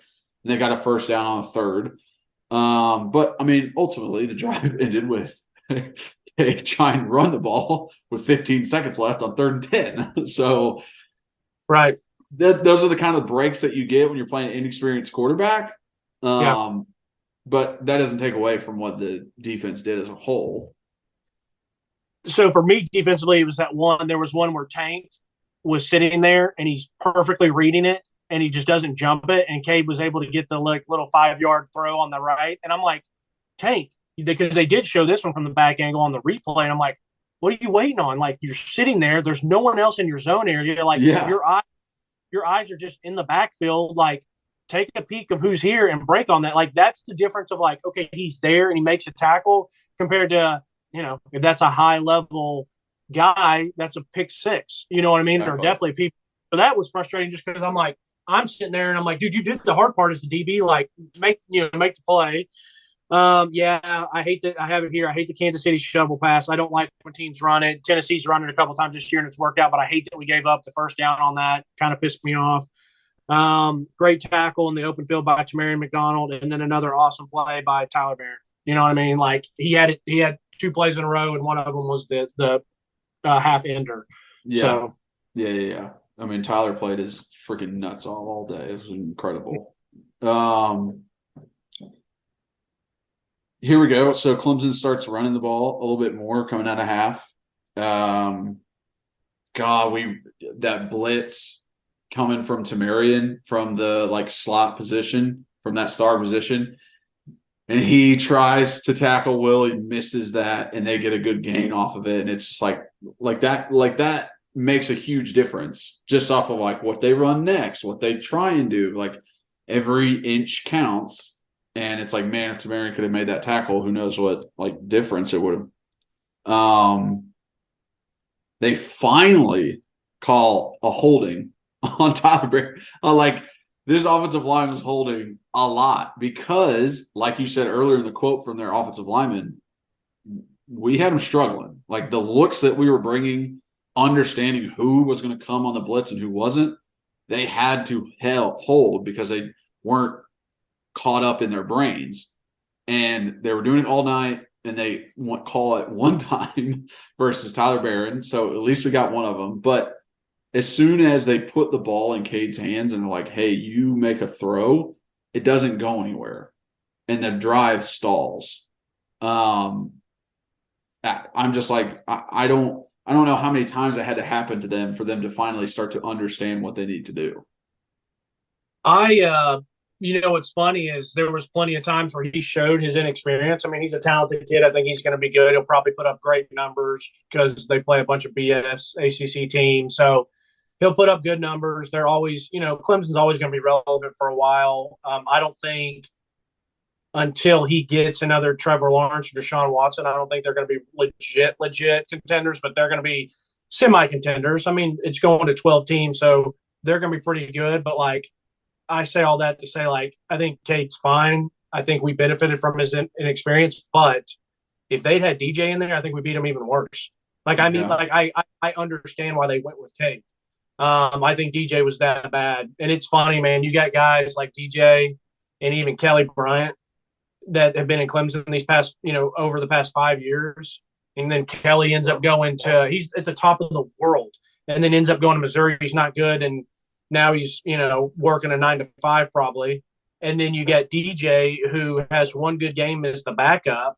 Then people want him. Then he's on the Dr. Pepper Fansville commercials. People are talking about as a potential Heisman. And now he's going to be out in Corvallis and Oregon State. They're going to be horrendous, and he's probably not going to be any good. Life comes at you fast over there at a quarterback at Clemson. But for me, defensively, I don't think it was Tamarian that missed that tackle. It was actually Tank that missed that, but I know what you're talking about. He came up and on the play that you just mentioned where they got the long run to the receiver. I mean, Tank might have had one himself, but I feel like there was one Tamarian missed. Okay. Well, I thought the one, because I just saw it here.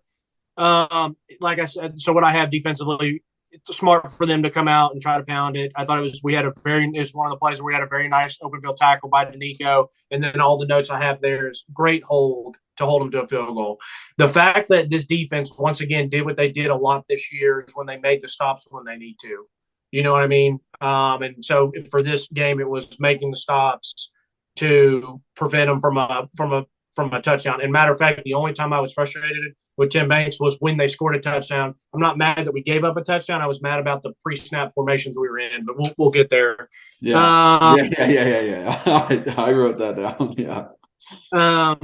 So this offense was, if I'm not mistaken, this was the Jalen Wright, where Jalen Wright starts coming in. Once again, I'll say it. I love how he runs the football all the time. The guy, I mean, he runs He runs angry and he runs tough. I love watching him run. Yeah, I do too. It's literally the only thing with Jalen is holding the ball. Everything else I love about his game. It's just like, dude, just keep a hold of that thing, even when you're getting hit. Like you got to do that. It was a great matter of fact. I'm watching one of his first runs where he got 10, 12 yards on the outside. It was a great pull by Jerome too. So it was a good pull block there. But yeah, and I think this is a drive where it's third down, and Joe. It looks like Joe has an alley. I don't know what it looks like from the back end for him to run, but he ends up trying to throw it to Jacob Warren, who's being covered on the sideline. Yes. That's the 3-and-out. And it's like, oh, man, Joe, like, I think you could have made that. I don't know. Like, there was a pursuit. But, maybe that does come with a little bit more experience. So I saw when it happened. When I see him scrambling out, I'm out loud, run, and then he throws it. And I do think Jacob dropped it, but it would have been a very tough catch. Jacob's a bigger, taller guy. It's a way low ball. It's got some steam on it. I get why Joe throws it. He's like, I got to trust my guys to catch it, and especially if it hits him in the hands. But then as a fan watching it, like, dude, you're huge. You got a clear alleyway. Jacob can even turn into a blocker. Go get the first down, because if this is a game next year, against a Florida and it's a tight game in the fourth quarter, like, we need you to pick that play up. Yeah, like you can't just be like, oh, okay. Like if he doesn't catch it, oh well. It's like no. We need the first down. It's that little bit of that gamesmanship I was talking about. Like make it happen. Yeah. So. Then Clemson gets a 3-and-out. Last play, Byron Young with the sack. They showed the behind view, and it was just no help to Cade. Like the route combination they ran on that side, and we had like 5 DBs over there. It was like, you're not helping out this freaking freshman quarterback with the play designs you're giving him and the routes you're giving him. Like, what do you expect him to do? I know he's talented. I know he's a 5-star, but geez. That was my whole thing. I agree with you. Like, it might have been worse with DJ in there, but at least help him out. Like, it's his first start. Like, make it easier on him. Have easier routes. Do crossing patterns. Do slants and hitches. Screens. Don't do a bunch of freaking corner digs, hitch it. Like, what? You're trying to get him to read the entire left side of the defense? Like, whoa, dude. Well, that's why we were both saying, like, run the ball, pound it more, like, really dumb it down. Yeah. So, why would you ever do that to your freshman quarterback? For me, defensively on that, I have for that defense possession, I love Danico setting the edge. Then Danico again had an open field tackle. Great pursuit by Double J. Joshua Joseph make a nice play. And then I got BY, exclamation, coming off the edge, being a freaking menace. Also, to rewind a little bit, I've got this game on over here, and I do see the tunnel screen here. Weirdly, it doesn't look like Joe looks, but that Brian Reese guy, who's a stud, played it perfectly. Like, he was right there. He was right there. Yeah. He was right. It was kind of like, I would rather him not try to, like, lob it over him and get it tipped and picked and all that. Like, maybe the heads-up play there is, instead of putting your head down and trying to get back to the line of scrimmage, throw it at Brian's feet, because it's not grounding, because Squirrel is in the vicinity. Yeah. So after the BY sack, we're back on offense. Listen, the best play for Joe Milton throwing the ball is a dig. Any kind of dig that you can have coming across the middle of the field, doesn't even matter if they're in zone, because he throws it so freaking hard and fast. That is the best play for him. He completes digs and slants right across the middle probably 90% of the time. Even those deep, or a deep post kind of coming in. Yeah, like anything in the middle is perfect for Joe. He freaking loves that. So I want to see that more, and I want to see that outside zone run more next year. Like, I think that those two plays are just going to be killer for Joe. And they did both of this on this drive. They had a great dig to Ramel. They had a good outside zone set up, a holding call brought it back. And we're in third and forever, and we run like 12 to 15 yard hitches we have 3 wide receivers. That's all they're running. Every single one of them is running the exact same one, and Joe doesn't get rid of the ball. He holds on to it. That's the part where I'm like, okay, well, what's going on? Like, why? There's only 3 options. You can see what the defense is in. Just let it sling. Let it sling. We're not going for the first down because we're just trying to gain yards, and it takes a sack. And it's like there was someone open. Whoever was in the slot was open on their hitch. Those are the kind of things where it's like if Hendon's in there, he throws it. Joe doesn't. Well, yeah. I mean, there were times where Hendon wasn't perfect. I mean, there were times that I was still saying, why are you not letting it go? I think there was a couple times that play you're talking about where I was like, Joe, why didn't you let it go? And then earlier, like you said, when they were bringing the blitz or he had some pressure and there was still Squirrel across the middle. And I even think the dig behind Squirrel was open. I also agree with you. You've said it on other pods. I've said it on pods. Like, I mean, the dig is my favorite. It was my favorite route to run. It's one of my favorite plays in all of football. Yeah, and I agree with you. I think it's a good route for him. For it works for his eyes or whatever it is, but he does seem to make a good throw. Oh yeah, it's funny. I have the same route. I have the same thing. Love that Joe stood in the pocket. Nice dig throw. Nice run/run call. And then I have Jerome. Jerome kind of he gave up a sack early. Had the holding early. Then they get him another hold towards the end. But yeah, I had the same thing. Just get rid of it, Joe. Don't hold it. And then this route was cold-blooded by Ramel. Now, this is the one that he fell down. I think it was it was almost a pick, but it wouldn't have been Joe's fault. But I had not seen a route like this, but it was a deep, deep route.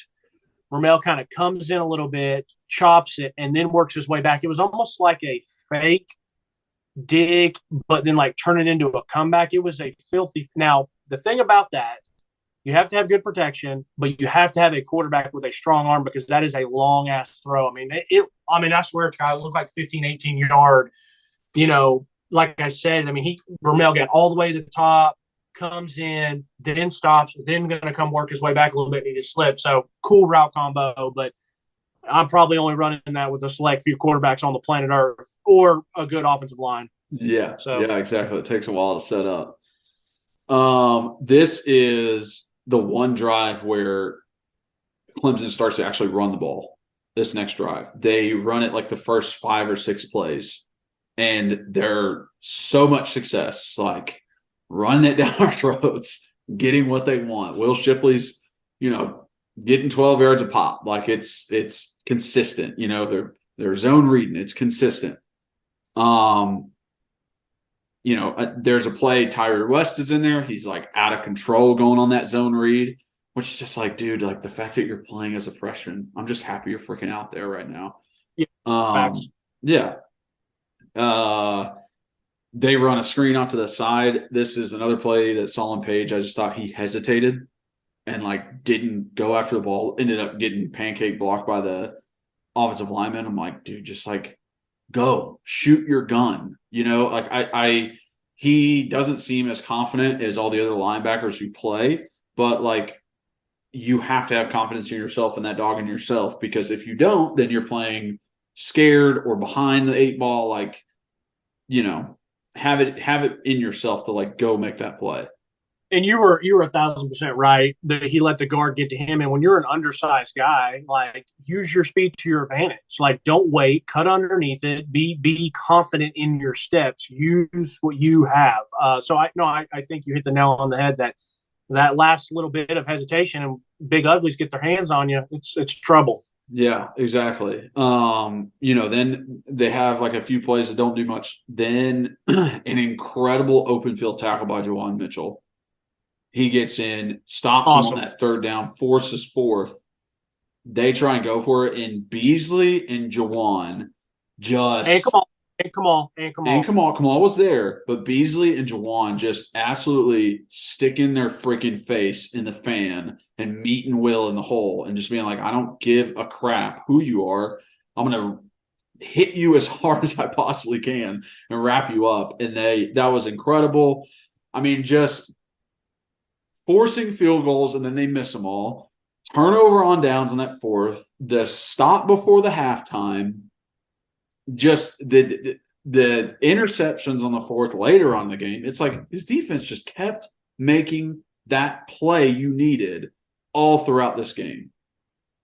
I mean, I couldn't agree more. Like I said, I'll do it when we wrap up, but it was a team effort, team win. So it was nice because I saw Juwan come in. I'm like, man, I haven't seen Juwan yet. I haven't seen him play. Like, let's see what's going on here. I watch him.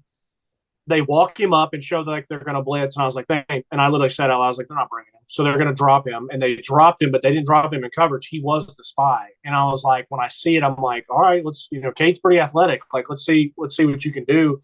And he had just enough. He got just enough of those shoelaces to make the great tackle, force the fourth down. And I really believe that fourth down was like almost putting it like we were getting that we had the bucket of ice. And when we made that stop on fourth down, we dumped the ice to get ready to lay the body on ice. And so it was like, and the reason, like, I loved how the linebackers played it, but I really feel like, Kyler, if you go back and watch, even when he gets hit, he's about to start going forward. And that last little bit of Kamal just playing a physical and playing to the whistle, it's that fall forward and maybe they get the spot, but he comes in and hits and it kind of pushes. So it was a great team play to get that. I love to see how hype they got. I love a fourth down stop, gets my juices going. So I really thought that was the play that was like, hey, this might be done. Yeah. Big time momentum. Okay, that offensive after we got that, the Jalen run. Say it once, say it a million times. Love how hard he runs. I will say this is a good opportunity not to take a shot at him, but just give an example to the people that are listening of the difference between him and someone that maybe, or not to say that he can't become this as he gets older, but you're in the open field and it's one-on-one. Make the guy miss. I don't care if you run him over. I don't care if you juke him or whatever. But that's what separates, good from great. That's what's going to make you, go from this to Bijan Robinson or this to Jahmyr Gibbs or Deuce Vaughn or whatever. Like, make that last guy miss. You know what I mean? But I love Jalen. I love how he runs. Yeah. I mean, when they showed the behind copy, there was 2 holes he could have run through. It was awesome block. Awesome block. It was wide open for him. But I wrote the same thing down. You got to make that man miss. This is another high in the back of the end zone, across the middle, like perfect play for Joe. Pump fakes, brings the safety up, hits Squirrel coming across the back. I mean, yeah, this is exactly what Joe's comfortable in. This is exactly what the best pass for him. And it works perfect with their one high safety. If we can just get him to come off, then our wide receiver is one-on-one versus a corner, and we believe in them to make the play. I think Tennessee answered really well offensively. There were plenty of times where, like you mentioned, we got stagnant. They make a field goal. What do? We bust a long run. Then we have another positive run. And then you get the patience and just the laser and a great catch by Squirrel. Like I said, Squirrel's a good hands catcher too. And I mentioned it earlier, Squirrel's going to be more than just your little slot scat back.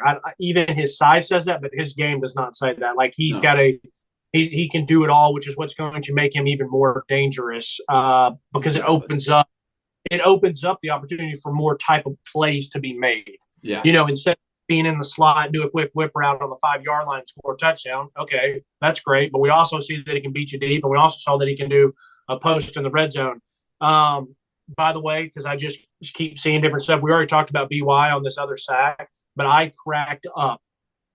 At the right side was literally Byron Young at the defensive end spot and Tyler Barron at the defensive tackle spot on the right side. It was 3v2, and our 3 whipped there too because Tyler Barron took his 2 and Byron Young came around the edge and got sacked. So I thought it was funny. That's a deadly combo with those 2 on one side. But anyways, now back to – that was a couple defenses ago. But anyways, back to the defense possession. So we score on that with the throw to squirrel. They come out, they start running play action pass, which is like exactly what you should after you just spent the whole last drive running the ball. And they start hitting us on it. Play action pass, play action pass. They're getting, 10, 15. They're moving down the field. They're doing, the look away bubble screens that they love so much. Then, we start spreading it out. We have a 5-man box and they start running into it. Juwan misses a tackle here and there. They're starting to get positive yards. There's a play where Roman, doesn't stay. Well, this is it. They go down the field. Obviously, we can talk about more of the stuff, but the touchdown, Roman doesn't stay with the quarterback. And I think back to the Tyree West, where Tyree doesn't stay with the quarterback. And in my head, I'm like, I've seen this throughout the year. I've seen them randomly do this throughout the year. What are they teaching them? What is the teaching point for this occurrence when you're the backside defensive end and you don't get blocked and you see that it is a shotgun formation? What are they taught? Because I've seen a consistent stay and make him hand it off. I've also seen them just go and literally not even a sliver of hesitation. They just take off. And I'm like, there's no way you messed up that many times. Do you understand what I'm saying? Kyler, you're a smart guy. Let me go ahead and introduce you to what's going on here. They are the read player. So it doesn't matter what they choose because the offense is reading them. They are the read player and the read option. So if I they understand come, that.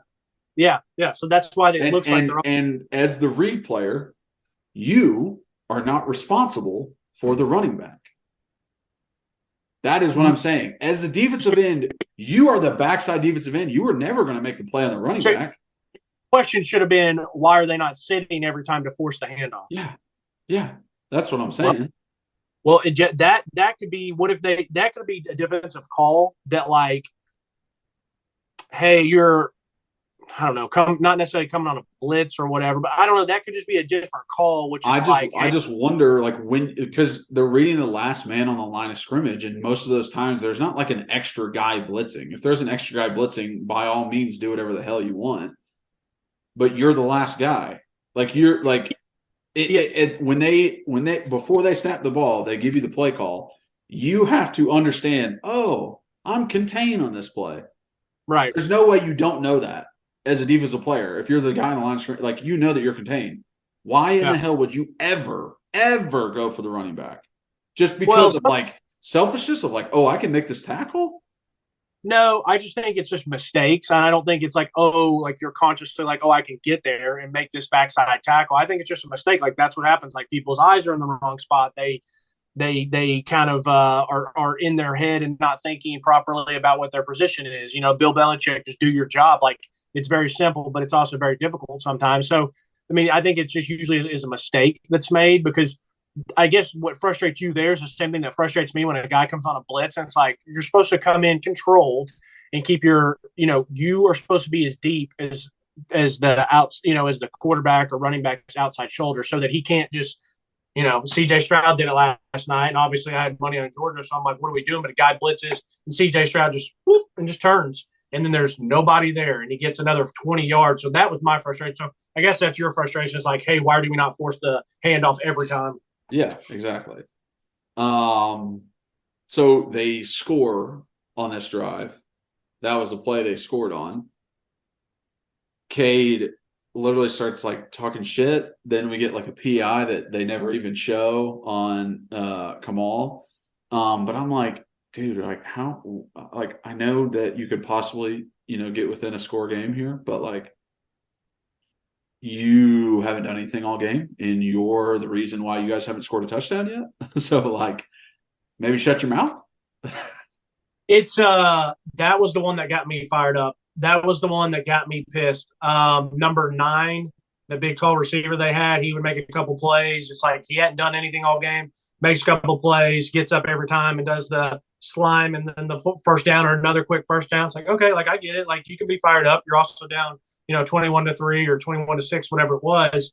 But when Cade ran in and did that, that's what pissed me off, meaning like player read was there. If I had been one of those linebackers or DBs and I see that, or if he said that shit to me, I would have just pointed up. I'd be like, scoreboard, and I said, it won't happen again, or whatever whatever I was to say, because that would have been like the in the moment that would have got me even more locked in, because that pissed me off too, because it wasn't like he was out there balling, it wasn't like it was Spencer Rattler against us having like a career game and like balling out. So yeah, it's funny, like that pissed me off too. But I'll also go ahead and say this was the only thing that made me bad with Tim Banks, is like they've kind of run it down our throat, and it's like a couple plays in a row. Why are we got 3 men on the line of scrimmage? Why do we only have 4 on the line of scrimmage? I was telling my dad, I was like, if it was me if I'm defensive coordinator here, everybody on the line's pinching. So whether I have 4 guys or 5 down linemen, they're all pinching, and I'm bringing 2 guys off the edge, because all they were doing was read option us to death. So if I bring 2 guys off the edge and pinch the inside, the guys off the edge, make them hand it. The pinching, when I'm saying pinching, I'm basically meaning all the defensive line, for people that don't know, squeeze to the middle, basically to the A and B gaps. And then right here, I'm looking at it, we got a 4 down lineman, but our linebackers are at 4 or 5 yards normal depth, and it's just like it's just too late. I mean, I know Cade scored, and like you said, Roman just goes. And that's the one, like, if you force him to hand it off there. But yeah, there's just a couple times on that drive I just didn't like it pre-snap. I felt like we knew what they were doing. Fans knew what they were doing. Why does Tim Banks not know what they're doing? Just take it away. Make Cade beat you. But listen, other than that, he called a great game. I thought our defense played really, really well. Yeah, I agree. They go for it on 2. 6v6 box. 6 defenders, 6 blockers. They win. So that's literally just win one-on-one matchups, and then you can stop them from running the ball in. Then we get the ball back. This was a great drive. I loved this drive. This, like you said earlier, the offense always answered. This was another answer by the offense, just to go, okay, we have been puttering along throughout this game, but now that you scored a touchdown, we're also going to score a touchdown. And they're able to go down the field. Just some patient running by Jalen on this drive, finding the hole, just waiting for it. We get into a 4th down situation. What do we call? A little dig to Ramel. And I love it. I do it every single time. Great pass pro by the offensive line, giving him enough time to complete that to Ramel. And it works every single time. I was really happy that he went for it too. Yeah, I was too. And then the deep ball to Ramel, Joe hits him, and I was almost tempted to say, like, wait, was that 4th down or was that 3rd down on that for Ramel? Ramel's was 4th down. Okay. On the dig. Okay. Yeah. Okay. Yeah. I'm watching it right now, but the bottom had it. Oh, it's a nice little route too. He had his hands up immediately and freaking laser beamed it in there. Sorry. Maybe it wasn't 4th down. Maybe I just thought it was. I think it was a big 3rd down. Yeah. Is what it looked. And then huge. Was this the throw to? Yeah, this was the big throw to Ramel. Yeah, Ramel put it on Twitter today someone sent it to me, and it was so funny that Ramel was watching the game tape. What puts this play where he absolutely cooks this guy, because they didn't show a replay of it. We didn't know if it was a double move. We didn't know if it was the guy just slipped and fell, but it was a double move, and he slipped and fell because of Ramel. And so it was funny. It was almost as if Ramel knew that they didn't show the replay, so he's like, I'll just put the film out on Twitter, and it's hilarious because he comes up, chop, and it's that number 23, that true freshman who had been playing a pretty good game. And Ramel just gets him, and it's just an effortless. And when he caught it, I was telling my dad, I was like, as a receiver, those used to be the hardest touchdowns to catch because no one's around you, and then you're just like, it's freaky. If you drop it, you're just a big dumb idiot. And so it's and I just love to see that Ramel. I trusted Ramel to catch it. I was happy to see that Joe completed, because if that one had been airmailed, I'd have been like, "Oh, Joe, what are we doing?" I know, here? Dude. That was the one where I was like, it almost set up where it was easier for him to airmail it than it was for him to complete it. Yeah, And I was so worried that it was just like, Yeah. oh, God, he just overthrew him. Yeah, because how the camera works when you're watching games, you see him loading up, and you Yeah. don't know until we get to see the 3 seconds of him loading up and letting it go before we see the pan of like, okay, someone's down there, he's open. But it was a beautiful thing to see, man. We answered. We were back to the Tennessee of old. Hey, we're going to answer. We're going to double move you. We're going to cook you up, and things are effortless for us. So, like, that was the icing on the cake for me for the year, basically, right then and there. Seal it like that. And then the very next drive, I think this is kind of nail in coffin. They abandon the run. They throw 4 plays in a row.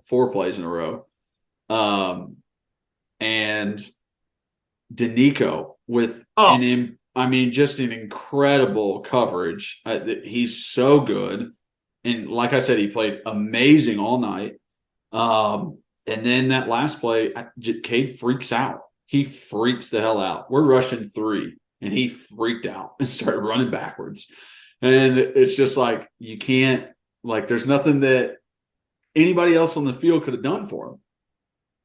He made a terrible decision to run right, which is where Byron Young was, because you're not going to run away from him. But I will give Cade credit. That was extremely athletic that he jumped and was able to even get that ball in the air. But it was a hell of a pick. It was nice to, for Tamarian to get a pick. Yeah, that was an incredible athletic play to even get rid of it. It actually was the right thing to do because it's fourth down. Yeah. So, he did what he was supposed to, I guess, in that situation. But he was the one who got himself in that situation. The next couple drives on offense very much felt like playing not to lose instead of playing to win. It was smart, though, Kyler. It was smart. Our defense was playing good. Chew some clock. Just the game's in hand. Like, I think you trust the defense a lot. Yes. I do think the circumstances of what your offense looks like right now and the fact you don't have an offensive coordinator and all of that plays into it. Obviously, I don't want to see that next year. Definitely want to put things away. I trust Hype a lot. We had a 2-touchdown lead, and so it was like I trust him a lot. I don't think he gets scared. I do think he kind of goes for the neck and tries to win stuff. But during that, like, when you're just feeling the vibe of that game, I was totally fine with it. I was even saying just run it. I'm not saying don't throw it, but like let's make some smart decisions here. Let's make some smart throws. Like, they're not going to come back with the way we played defensively with the time on the clock, all that stuff. So I was fine with it, and we even added another field goal late. It was a. I don't know about what you're thinking, but that was honestly best case scenario for me. Honestly, like, and I'm being realistic. I'm not saying like, it would have been sweet to beat them 56-14 and we were dropping bombs all over them. Yeah, but I'm being realistic. We don't have Hendon. We don't have Jalen. We don't have Said. We don't, We don't have Jeremy Banks on defense. Yeah. So it's like, this literally was best case scenario. What I thought was realistic opportunity. Does that make sense? Too. I do too. I thought I was scared that, like, hey, we might lose this game, even though it's not our full team. So it's like, does it count? Does it really count? I was nervous that we weren't going to win. And just like the way everyone showed up, and like you said at the very beginning, team win. Offense did what they had to do when they had to do it. The defense made plays when they needed to make plays. And it was just an overall team win, culture, signifier. And I just absolutely love it from this team. I cannot wait. For spring practice. Gosh. Yes, I'm very excited for spring practice. I want to go see a lot of those youngsters. Kyler, next year, I don't know, and we'll talk about this as we get later on in the summer and stuff. Like, I felt like this year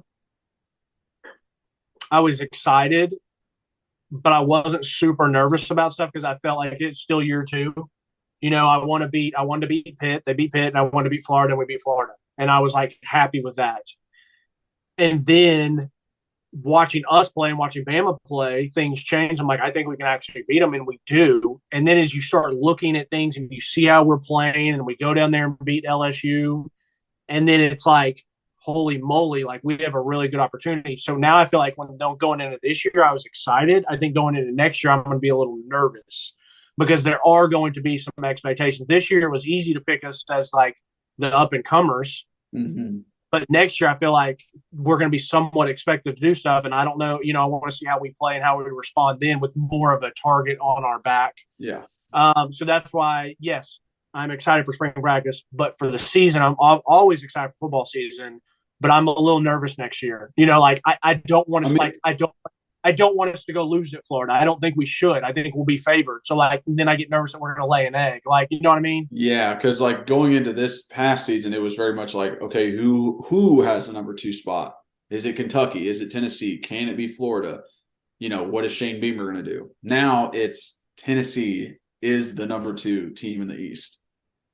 Guaranteed going into the season, we're number 2. It was this year was very much house money. Yeah. Next year's very much like, all right, we'll see what's up. We'll see what's up.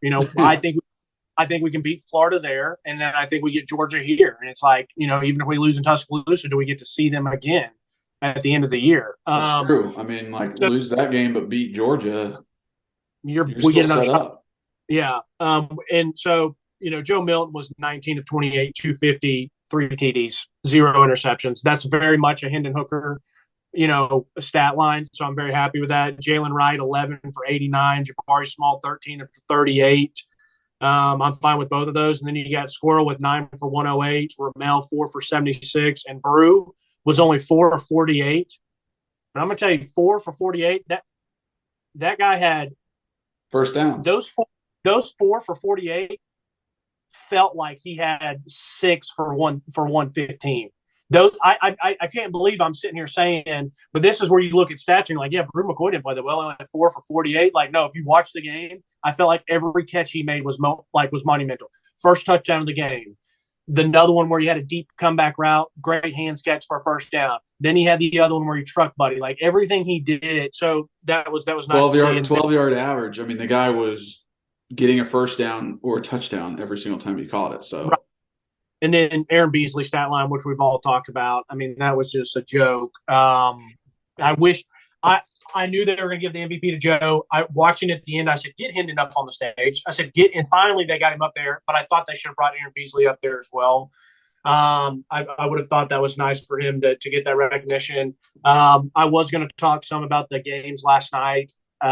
We've gone a long way here. Basically, all of us. We're about 2 hours. So yeah, so we can talk about them again. I've already talked about them enough, but I was very happy that TCU won. I hope they win the national championship. I don't think they will, but I do think they're not. I don't think they're going to get blown out. The opening line's them catching 13. I will probably take them catching 13. And I was very impressed with Ohio State. I did not expect that from Ohio State, and they outplayed Georgia the majority of that game, basically the entire game.